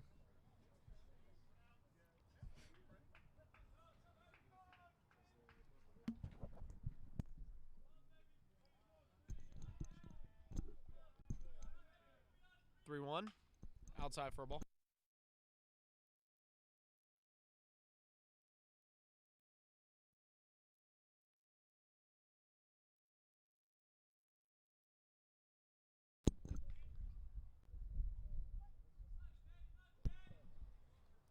Three and 2 the count now. Kashia battling Hines. Who wants it more here? Hines gets the sign. Kicks and deals. Inside, ball 4. So Vasquez comes up again with the bases loaded here. Wow.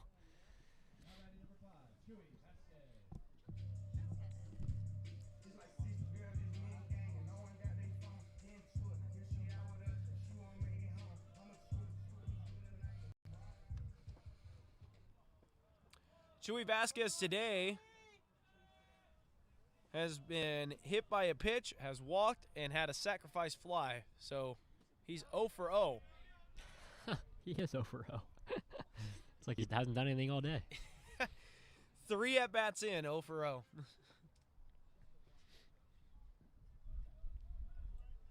Yet he's 100% at shortstop, playing some amazing plays today out there in the field. And uber productive for this Renegade squad. Yeah. He scored twice and then had an RBI also. That's to the right side. Down for a base hit. And so Wagner is going to score. And everybody goes station to station for the RBI single for Vasquez. Vasquez with 4 runs of offensive production today for the Renegades. Wow. That was a very confusing play. Right field was going to make a diving effort for it, and then he held up, and then he, basket caught it on a one-hop, and everyone was like, did he catch it? Did he not? So Wagner had to wait for the umpire to make the call, which it's hard to do when you're in a live ball situation and you're forced to score. Yeah. You have to wait for a call. And you're also in a forced situation, too. Uh-huh. Everybody was wondering why he wasn't moving yet. Yeah, I mean, the ball was back in the infield. he was taking his time. He hadn't scored yet. Yeah. So we're going to have a pitching change here, and we'll be back in 30 seconds after this quick break with the new pitcher and updated scores from around the league. We'll be back in 30 seconds.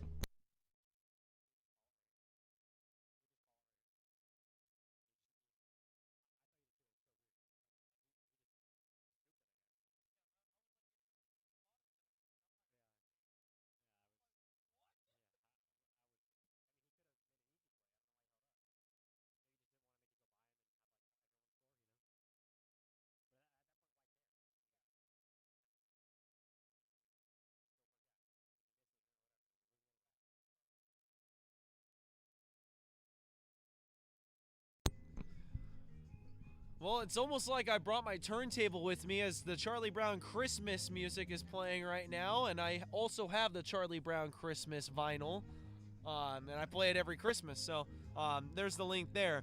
Carter Martinez coming out of the pen. No, not Carter Martinez. What am I saying? Christian Preciado coming out of the bullpen with an 11.37 ERA, making his 7th appearance on the season through 6 1/3. He's given up 8 hits and 9 runs. Has a batting average against of .296 through 27 at-bats.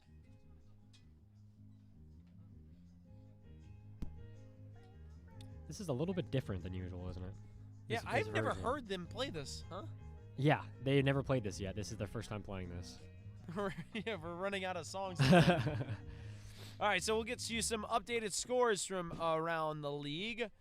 Still no score reported from Skyline, but San Mateo is leading by 11 against the City College Rams.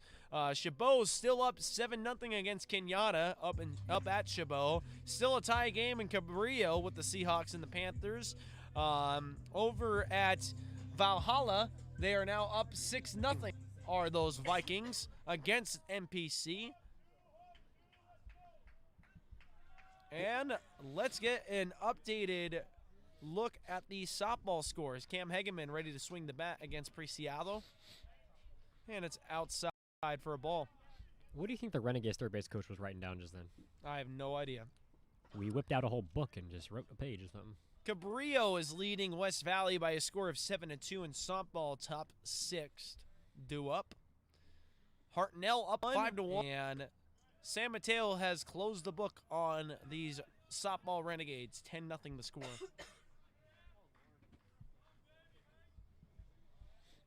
Do you want to? Can you just check the softball score? San Mateo's team record. I want to see what they're at now. I don't believe they've lost a game. Are they still undefeated? Popped up. Right side, foul territory, and the play is made. And it kicks away from everybody in the infield. Wow.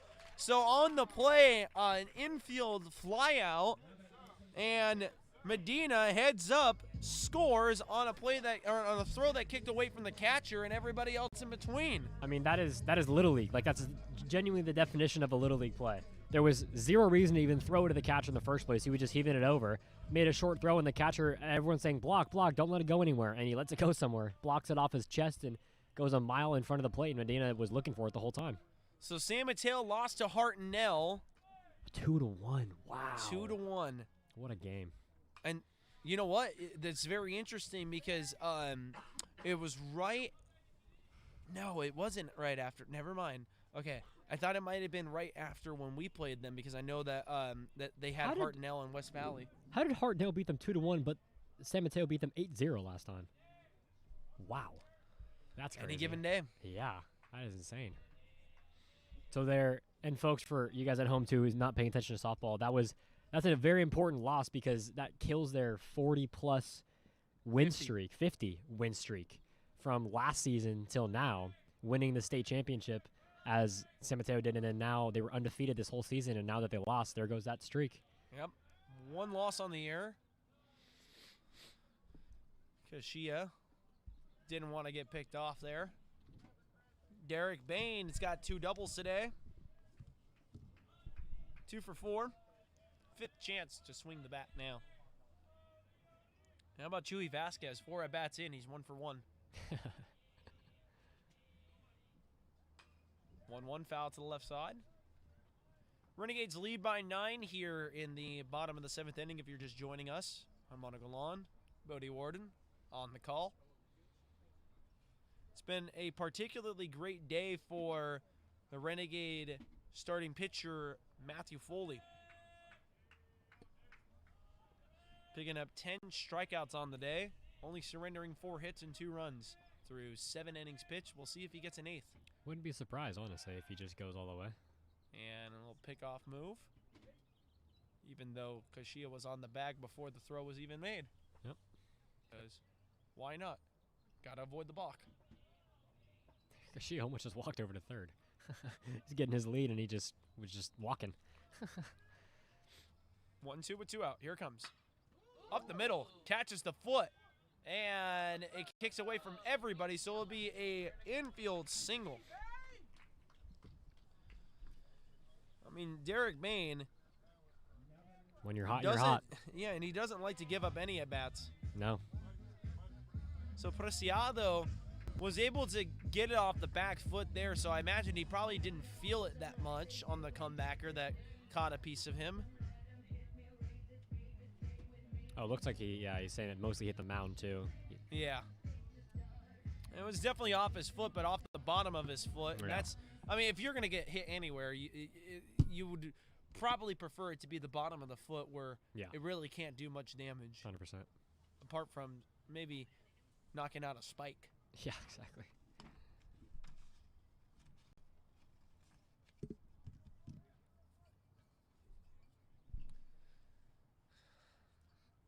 And Camera's hot today. He's walked. He's gotten 2 singles and then flew out. 2 for 3 day. Scored once also. He had an RBI.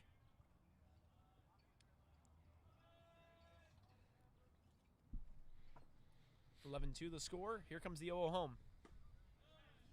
Inside for a strike.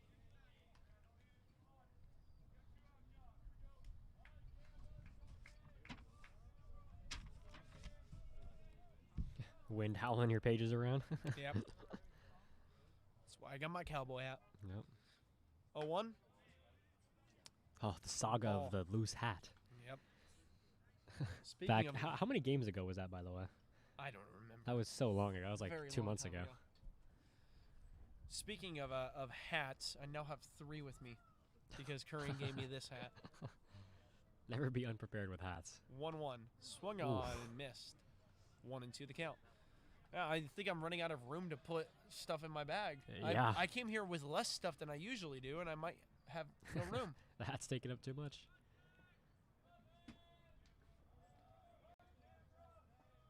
Speaking of stuff, my protein bar. I need it. I need it. 1-2. Outside. 2-2 the count.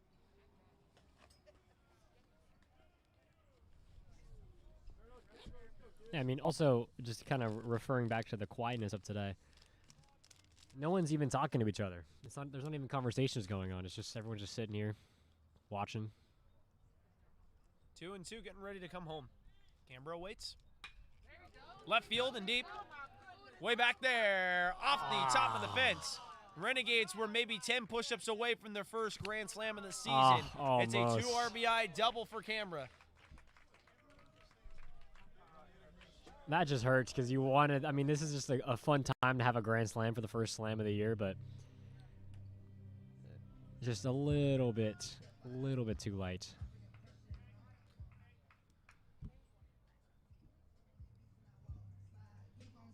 Anthony Mares is going to come in and pinch run for Julian Canberra. So Canberra's day is done. He's got 3 hits and 1 walk and I believe it's a total of 3 RBI on the day plus a run scored. Nice. So, Good day for Canberra. He's back in his old ways, which is really good at this time. Yeah. If Canberra can stay like this from here to the end of the season through playoffs, the Renegades are going to be a great team.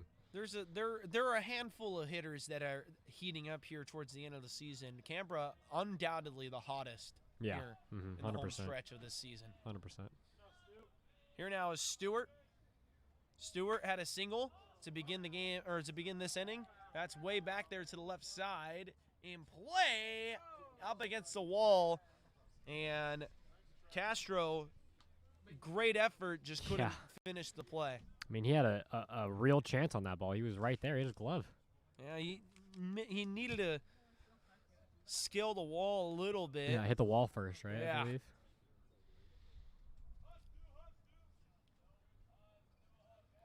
Very dramatic strike. I mean, honestly, if it was his home ballpark, he would know that he could just smack his back up against the wall and just stretch up. Yeah. He would have been able to make the play, but I mean, unfamiliar territory for him out there in the Renegade left field, and he's made some nice plays all day long today. And I mean, that's hard. That is genuinely, the sun is in his face. That ball is probably silhouetting the sun. Oh, definitely. And that's the hardest spot to make a play. I remember teams were having that issue in the playoffs in 22 against us. You get a ball in the air and they would lose it. Yeah, it helped the 22 team a lot.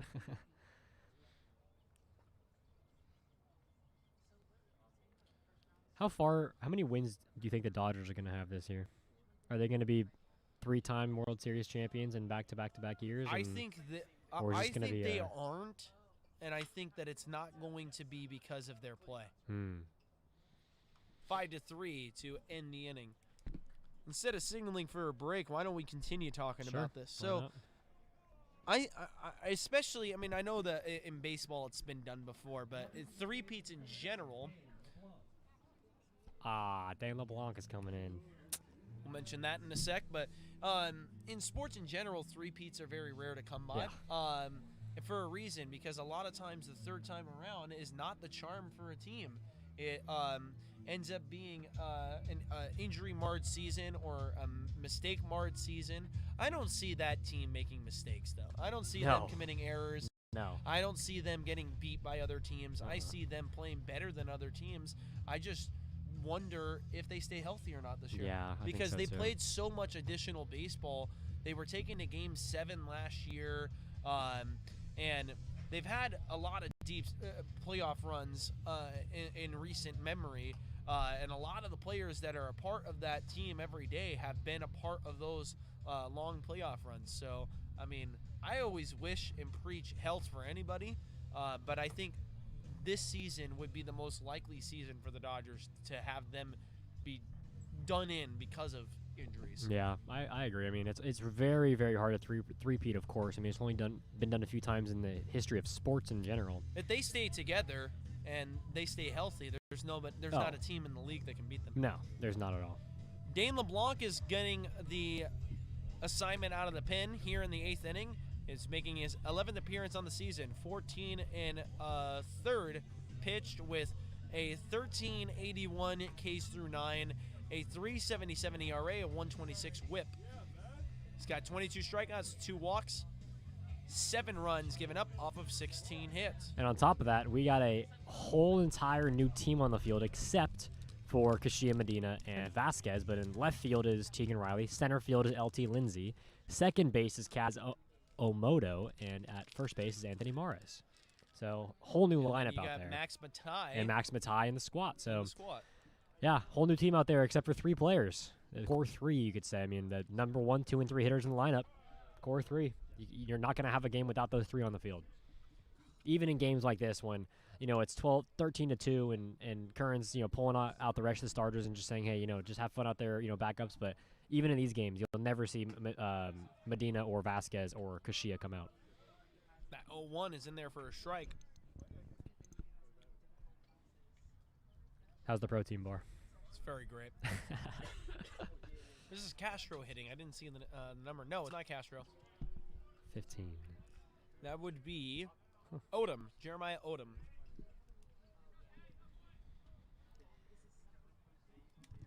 I was gonna say I've never seen Odom spelled that way, Odum, but I've only ever met one other Odom in my life, Jacob Odom, Odom, who went to high school with me and played Nice.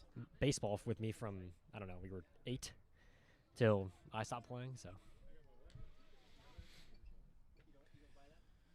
Odom batting at 186 to begin play today. Foul, or no, that's a drop third strike. And Matai throws to first. oh no, Not in time, but on Oh, the play, no. Odom hurt himself going hard into the bag. He stepped awkwardly at first base, Yeah. and his knee buckled. yeah. And so now everybody's going to hold their breath because we hate when we see something buckle, especially on the lower half. Don't want to speculate, but he can't get up. Stay down, Jacob. Just stay down, Odom. He's trying to walk it off. Oh, man. Hopefully it was just a quick little sublux in and out, and that's it. I mean, he's walking off well, but obviously he's in a lot of pain.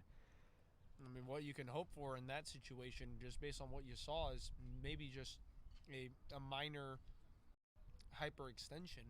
That's all you can really ask for. Oh, he was safe.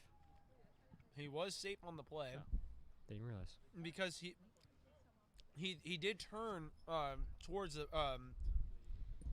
field, but I believe because of the injury. I think that's what Kern's talking about, where he hit it and then he ends up diving towards, like, you know, like if you dive towards the baseline and in the field of play, I would think that'd be considered, you know, turning the bag, but I'm not sure if the rule changes because of an injury. yeah, I at don't all. know. I would imagine probably it doesn't. That Yeah, would be what which is I would harsh, lead to. but Yeah, you know, it's because baseball, so baseball is a very unforgiving sport when it comes to circumstances. mhm. It's very by the book. Baseball Yeah, is. yeah. Yeah, I mean, I've seen plenty of plays too. People sliding in a second or third or going to first where they're injured and they're on the ground, but the fielders got to tag them out. They're like, I'm sorry, you're out, but, you know.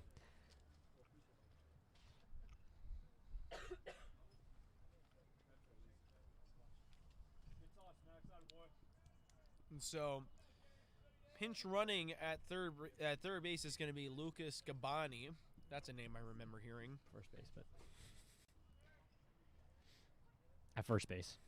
Did I say third? Third, yeah. Oh, good lord. Yes, running at first base.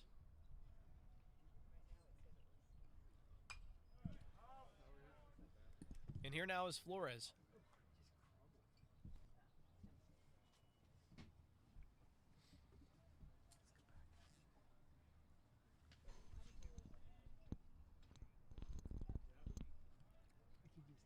Ohlone coming home from LeBlanc. Here it comes. Swung on a miss.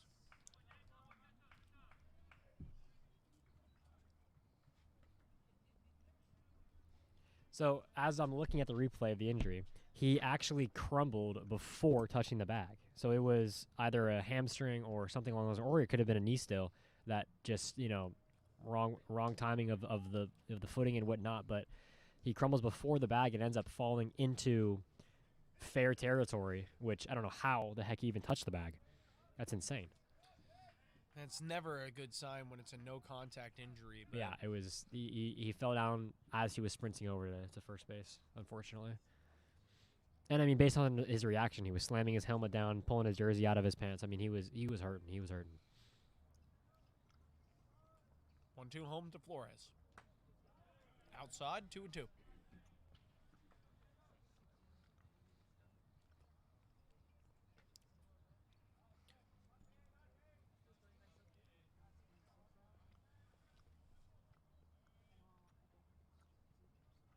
Two and two home.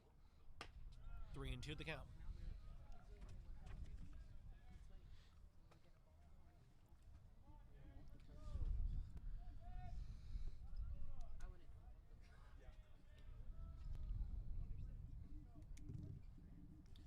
Flores awaits the 3-2. Swung on and foul tipped into the glove of Matai. The 11th strikeout picked up by this Renegade pitching staff on the day. First one for Dane LeBlanc. Back to the top of the order we go. Here's Lewis. Lewis has walked and had a double. He was one of 2 runs that scored.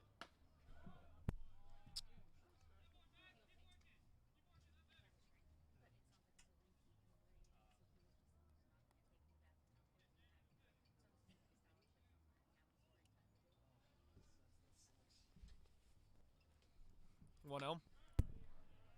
Outside for a ball, and it's 2-0.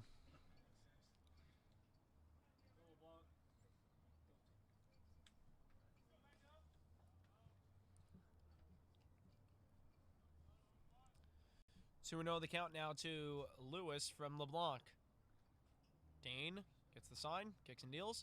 Inside and high, and it's 3-0.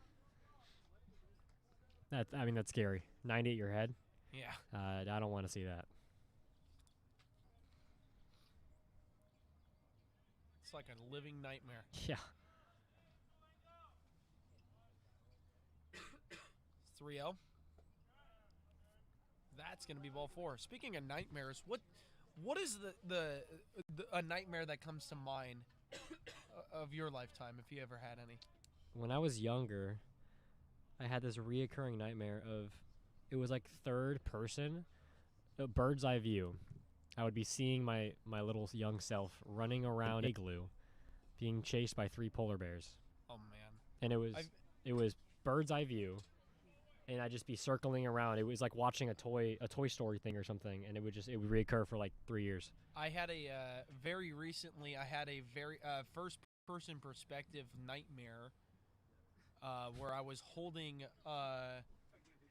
Coco Chanel in our living room, and I was looking out to our windows to our driveway. Okay. When suddenly and ethereally almost, just out of nowhere, 3 individuals just spawned out of thin air in front of our house, brandished, if you know what I mean. Okay. And they broke in and entered. Wow. Is that a fear of yours, breaking and entering of strangers? Absolutely. We were when I was in 3rd grade, our house was robbed. Oh wow. When we were at school, and we came home and we saw it. Never living that down. Wow. That's probably where that nightmare stems from. Yeah. Okay. Still, to this day, I have issues with being home alone, even though I actually relish in it. But if I hear a noise that is out of the ordinary, it just immediately brings me back to when I was a kid. Even my sister has those fears to this day. How old is your sister? 26. Oh. Gilbert ahead 2-1, swings and misses. LeBlanc really, struggling to find the zone kind of around this time. He's thrown 2 strikes of his last 6 balls. Just got to throw strikes here. Yep. LeBlanc getting an engagement warning. We've gone every game. I swear we've gone one infield error, 1 disengagement warning. 1 Curran needs to get an explanation moment. Yeah. Usually multiple of those. Center field. Way back there. Nice play. Run. Lindsay showing off the leather out there. Showing off that he can do more than just run the baseballs back and forth. He's a great outfielder. LT Lindsay. It's funny. The Lindsay family told me finally what LT stood for, and then we've been told like 3 times now, and I always forget. I don't even know. So LaDainian Tomlinson or Lawrence Taylor Lindsay makes the play. Lieutenants. I just think of Lieutenant every time. Lieutenant Lindsay. Lieutenant Lindsay. Here now is Alcantar. Takes a strike in there.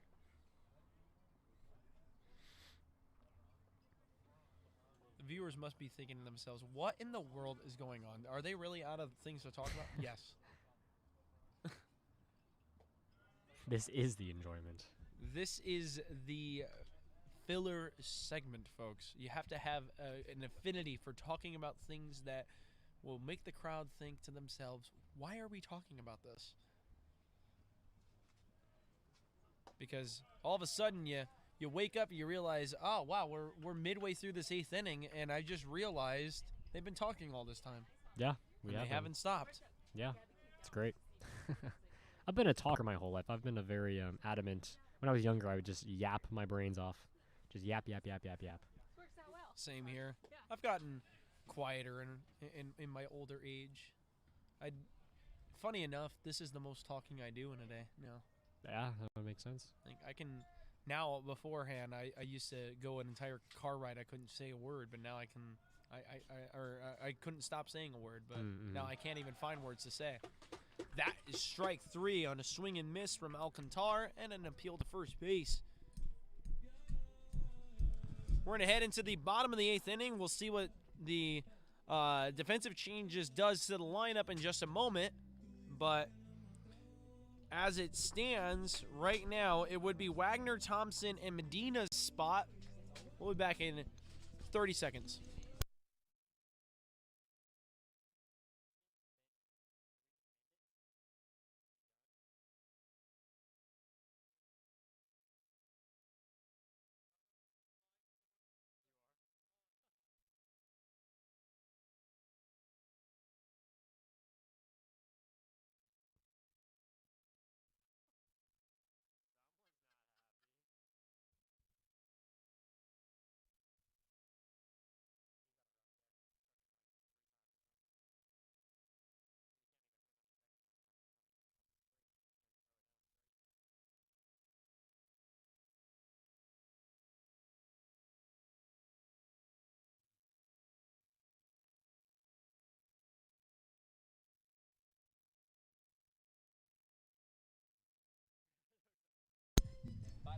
Jesse Bella coming out of the bullpen for the 13th time this season, making an appearance with an 11.01 ERA. He's got 14 and a half innings pitched, 27 hits given up, 21 runs. He's faced 66 batters to the tune of a 409 batting average against.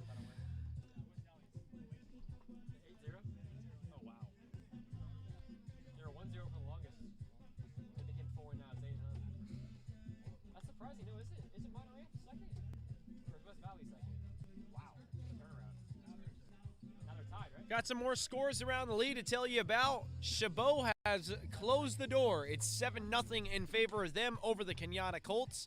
Right now, San Mateo's swinging the bats for what should be the final time in the bottom of the 8th inning. It's 12-1 against the City College Rams. Hartnell has squeaked away from those Cabrillo Seahawks, and the Seahawks are in the bottom of the 8th, trailing 6-3 with 6 outs remaining in their game. West Valley continues to improve their lead 8-0, and they are 6 outs away from solidifying the deal and putting them in second place, tying their season series against MPC. No score reported from Skyline and De Anza, and of course, we are here in the bottom of the 8th inning, 13-2 the score. You always know Tegan's up when you hear I got sunshine. Riley relieving Wagner of his duties, and Wagner today 0 for 2 with 2 walks and a run scored. Wow. Improves that on-base percentage.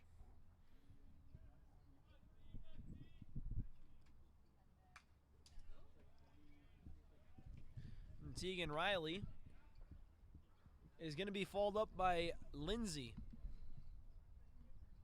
Now Wagner gets ball duty as Lindsay's on deck. Yep.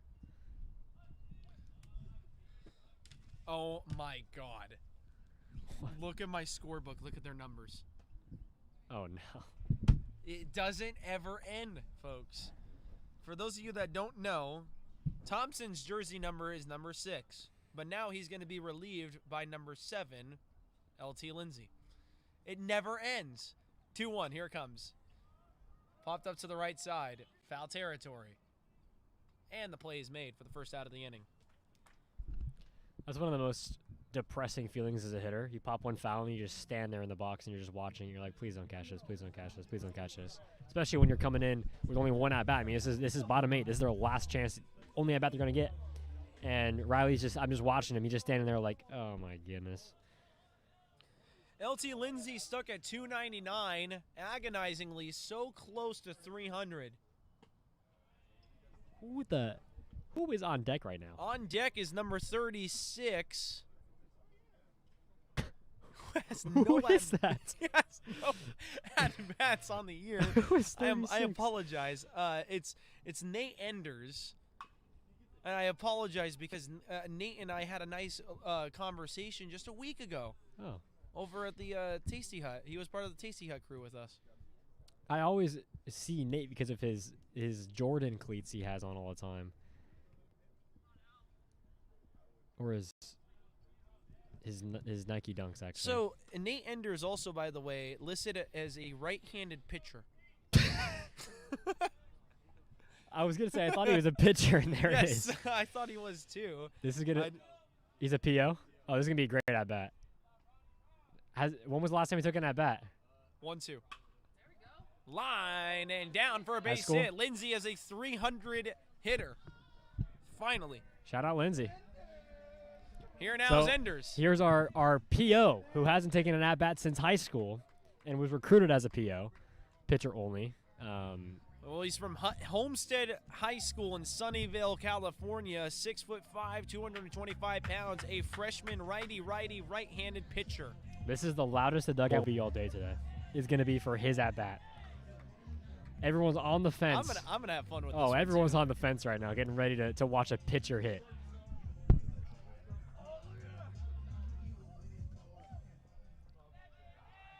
I mean, he looks comfortable in there. He's setting up really good. Enders ready to go. He looks great.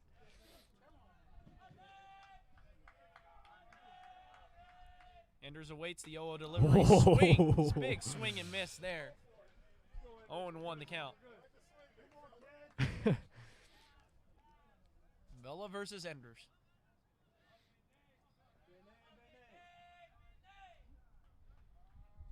Now the big 3-6. Awaits the 0-1 delivery home. From Bella. 3-5.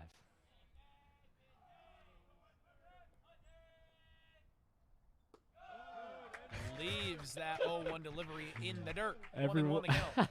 the dugout is loud, and Curran's cheesing over there. I mean, this is just the best spirits for the team right now. This is a way. Curran is really trying his hardest to have his poker face still. Yeah, he's smiling and then but serious. He's But it's trying- smiling. Oh no, serious. He's trying to pretend like he's not enjoying this. 1-1. Swung on and missed, and it's 1-2.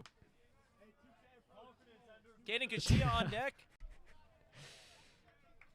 Telling him 2-strike approach.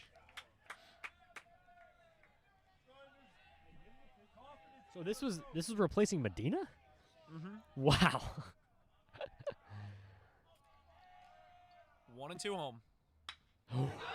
It's a base Wow! hit! And it sounds like the World Series was just won here, The folks. dugout is erupted. They're standing up, cheering. I mean, they are excited. And here comes the pinch runner.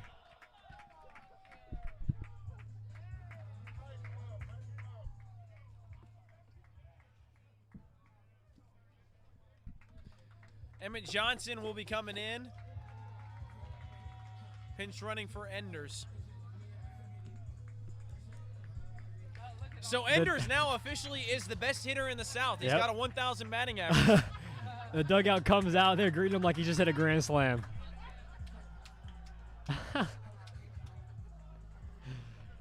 That's the moment of the season for these guys. Ember's getting his base hit. That is my favorite garbage time base hit. That is, yep. Of course, I say garbage time, not meaning any offense behind it. Pitchers get hits. Pitchers are athletes too, guys, everybody. Pitchers are athletes too. Mike Trout, by the way, I just want to say I opened Instagram for 1 second. I see Mike Trout hitting another home run. He's now crushed his 3rd home run of the series against the Yankees. Oh, wow. And, I mean, he is back Did to you his... see that game yesterday, by the way? What, Yankees-Angels? Yes. I saw there was a comeback. I didn't see anything. 11-10 Oh, the my score. gosh. Angels won? Yes, on a Wow. wild pitch. Oh, wow. Walk-off wild pitch. Was Doval pitching? I don't remember if Doval pitched. I hope it was Doval. Well, the Yankees ended up pulling that one out. So What, on the 11 and 10? Yeah. Oh, I thought the Angels won. I said Angels No. won. Oh, okay, No. okay. it was a walk-off for the Yankees. I can't say what I want to say. That was interesting. I wonder why Curran came out. I have a interesting derogatory name for every team, and mine for the Yankees is really bad. So if you guys ever find me after hours, I can say it, but I'm going to avoid the FCC violation for now.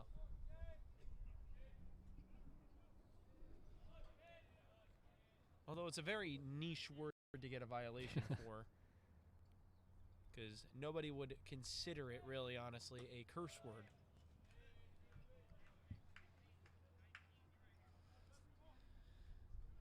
Kashia ahead 3-1. On deck is Chewy Vasquez. I'm surprised Kazumoto might not get an at-bat here. That's ball 4. Yeah, Kaz would have been coming in for Stewart, so yeah, he might not get his at-bat.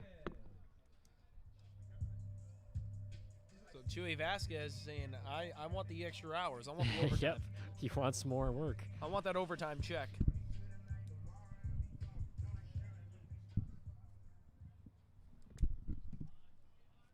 So Chewy Vasquez, I believe it has to have been for the 15th time today with the bases loaded. Yeah.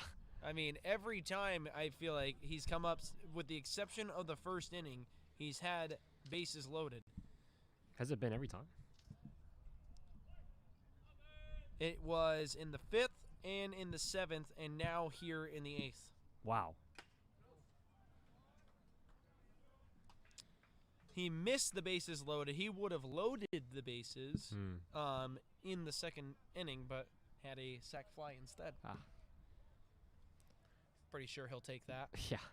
I think this is the one time in Vasquez's probably career here at Ohlone that he is thinking home run instead of his usual, at bat of, put the ball in play, point, he's thinking, work the game, but he's thinking just get it out of here. He's thinking, okay, I'm up 11, I can be selfish. Yeah, I want all the ducks. So the one time he wants to just swing at it. He says, I want all the eggs to hatch right now. Yep. He's been inches close a few times now this season. 0-2. Swung on and missed. Wasn't expecting that pitch from the pitcher there.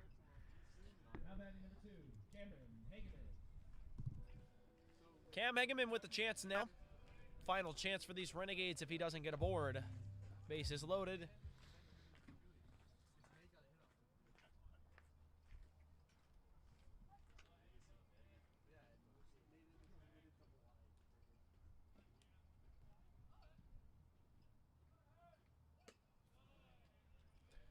Pitcher's outside, and it's 1-0.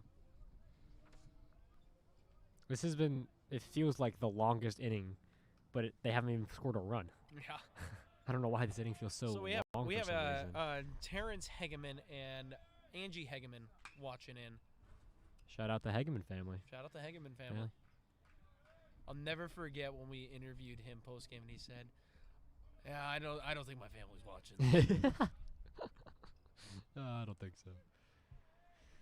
They're watching it now. Go do something, Cam.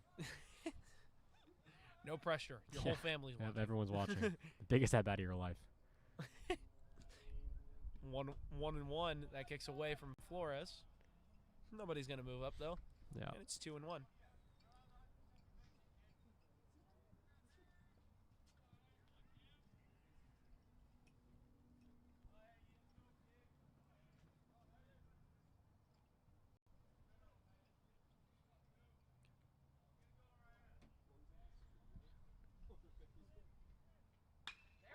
To the left side, down for extra bases. That could maybe clear the bases. Getting the stop sign is Kashia at third base. It's a 2 RBI double for Hegeman. Yeah, Hegeman family's happy. Well, I mean, we put all that pressure on him, and he delivered. Yep. He has absolutely no idea we put any pressure on him. No clue. He has no clue. This is Matai's first at-bat in a while. Yep. He hasn't gotten the work in the plate very much recently. So also a new walk-up song, too. Yeah, I heard that, too. I was like, oh, interesting. I can't place the name of that song. I don't know why. I couldn't either. I know. It's like on tip of my tongue, but I just can't place it. 351 batting average for Matai on the season. A homer and 10 driven in.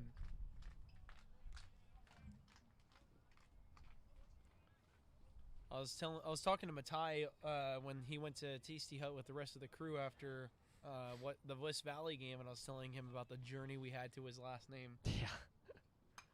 His proper last name, Yep. that is. he thought it was hilarious. I'll never forget how hard it was to learn Owen Prendergast. I had Owen in the comm lab with me like 3 times a week, and I still didn't. You get so it. couldn't get it down. Owen Prendergast. 0-2, here it comes. And it's 1-2. Yeah, I used to just stick with his first name, Owen. He finally asked me, "Hey, why do you always say my first name?" I'm like, "Cause I'm I gonna don't know how butcher to your say last it, name. yeah. I always forget it." So then finally, I just gained the confidence to just call him Prendergast every time. I was like, Prendergast. "What's up, Prender?" Yep. Popped up. Foul territory, first base side, and a nice play at first base made to end the inning. 3 more outs remaining in this game. I'll get you one last look around the league when we come back in just a minute's time. Bryce Monty going to get the 9th inning. I'll get you some stats on him as well. Some interesting scores around the league as well. Well, I'll go ahead and give you one of them. Napa Valley, 22. Contra Costa, 0. We'll be back in 1 minute.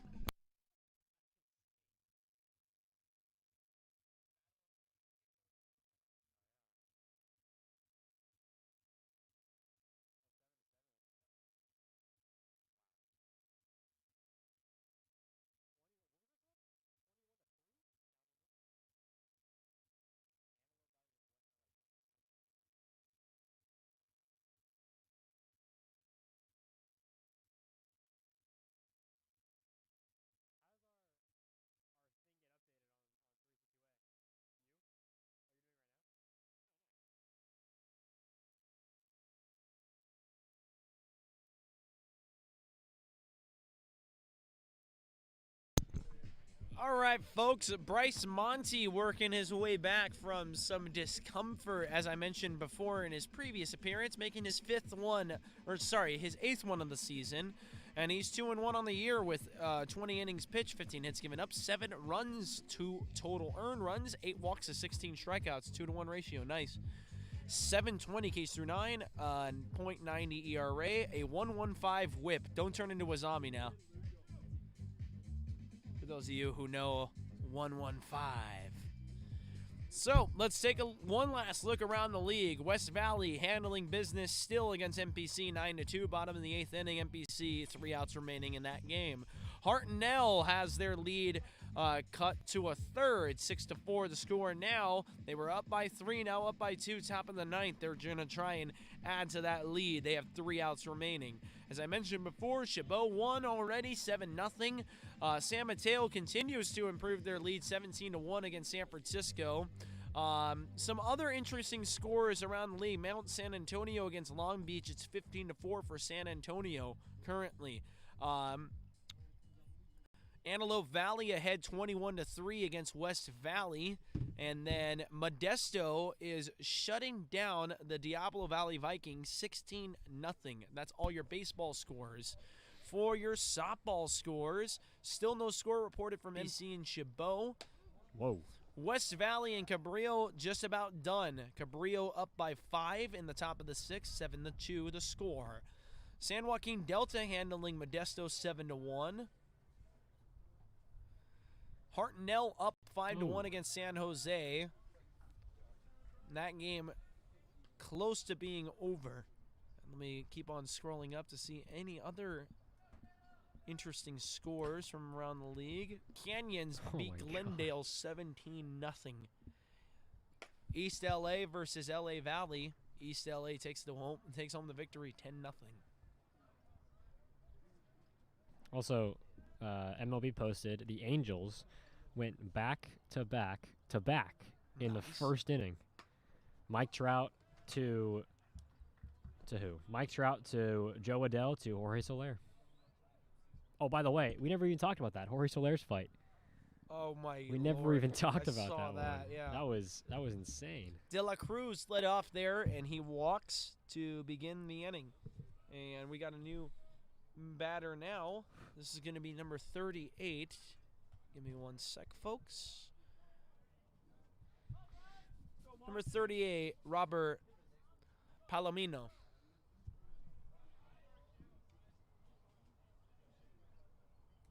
So you can close the book on Gomez, 0 for 3 with 2 strikeouts and a 6-3 ground out. One last interesting score. Fresno City beat Coalinga 19-2. So I'm going to go ahead and close the book on the softball scores. And that is off the outstretched glove of Mares. And the play still made at first base. Good job by Kazumoto charging to cover. And Mares getting up quickly after the diving play to get back to the bag for the not so easy 4-3 putout. Yeah. Not so routine, not so easy, but play is made regardless. Got another new batter to tell you guys about. Number 9, Eric Rodriguez.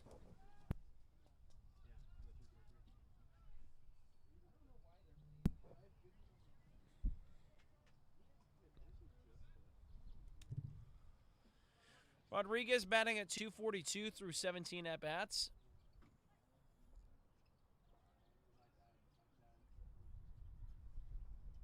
Monty awaits the sign. Here it comes now, the 0 delivery. Fastball to the right side, and foul.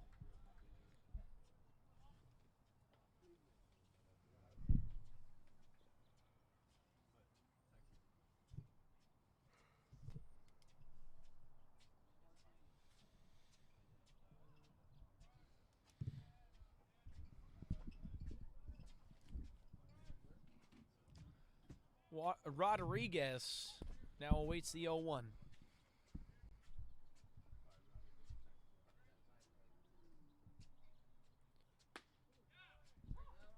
In there for a strike.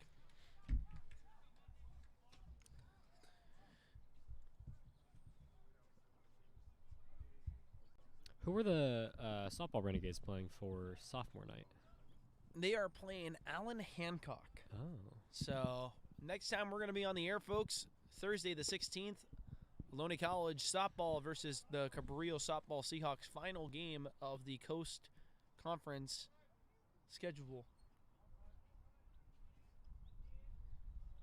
And then after that, Friday against those Cabrillo Seahawks here from the Fremont campus baseball field. 1-2 inside, 2-2 the count. Then our final softball broadcast of the season, Alan Hancock's sophomore night, 12 p.m. start time on Saturday the 18th. Our final regular season broadcast of the year follows up on April 23rd, as that's going to be a backwards K for Monty. And they play Who Let the Dogs Out. Here now is Josiah Arias. He's going to be his first at-bat of the day, potentially the last opportunity for these Renegades. For these Rams. Renegades on the road, both baseball and softball. Softball playing their final game of the year against Chabot College on Tuesday. I might make the drive out. Chabot. To Chabot. Oh, delivery in there for a strike to Arias. And then our final game between softball and baseball this season, final regular season game, and our final broadcast, West Valley and Ohlone College. Yep. And then for you guys at home as well, who want to watch postseason baseball for the Renegades. Through the 3-4 gap for a base hit. Going to get held up at third base. Good strong throw from Emmett Johnson into the infield. So runners at the corners, 2 out. We got good news if you're a fan, because in the works we have a possible better stream incoming for postseason. Me and Armando will be doing it as well, but we'll be working with the broadcast department. Yep, in conjunction with the broadcasting department and Arnie Loling over there. To have a lot equipment of director. More camera setups. I believe 2 cameras on either side of the first and third base line, home plate camera, we're just gonna have a better production crew. Yeah, and knowing them, they're gonna be coming packed with advertisements. Yep. With Probably gonna be commercials. Yeah, probably some commercials. Maybe even interview with Coach Curran prior. Yeah. I mean, get ready for. We'll see. We'll have a pregame show also. Yeah. Get ready for a great stream. Like you want to make sure you want to tell everybody Graphics you know. already preloaded and everything. Yeah, just tell everybody you know that you want to watch this one if you haven't seen one all year. And as I mentioned before, folks, on Thursday the 23rd against West Valley, that's really the one that we want to circle, folks. The final game of the year, and it's against arguably the only team that that I would say is better than Ohlone College, but a chance for Ohlone to challenge that. Right now, the season series, of course, 2-1 in favor of the Vikings. The Renegades want to even that out on their way to the playoffs. And as I said before, I will take less viewers on stream in favor of having more in person butts in the stands for that game. Center field? No, second base. That ends the game. That's the second time today. That is the second time today. Well, folks, one last thing I will mention. The West Valley fans got a Let's Go Vikings chant going inside this stadium. So what I want to say is this. For the playoffs, I better hear OC, OC, OC, OC. We want you guys, if you are able to. I know a lot of you guys have sons here on the team or whoever it might be, you guys are from Nevada or far away from wherever it might be. But if you are able to, please make the commute here. We want it to be loud. And make sure it's a big playoff atmosphere. Get chants going. Get screams going. Get anything you got. Yeah, give it all. Give it all you got. We want a great home field advantage. We don't know how long we're going to be playing at the home stadium, but with the 30th win of the year and now the magic number down to 2 for these Renegades, we know for a fact that the first round, unless anything unforeseen happens, will probably be hosted here on the Fremont campus. Speaking of which, folks, I mentioned some good news on the personal front of my own life. The good news is I'm hired to a full-time position officially. So the first week of playoffs, I unfortunately will not be here for the opener game on Friday, depending on if I'm scheduled or not. And again, that is a up in the air as of right now. Yes, that's up in the air as of right now, but expect that I am going to be scheduled.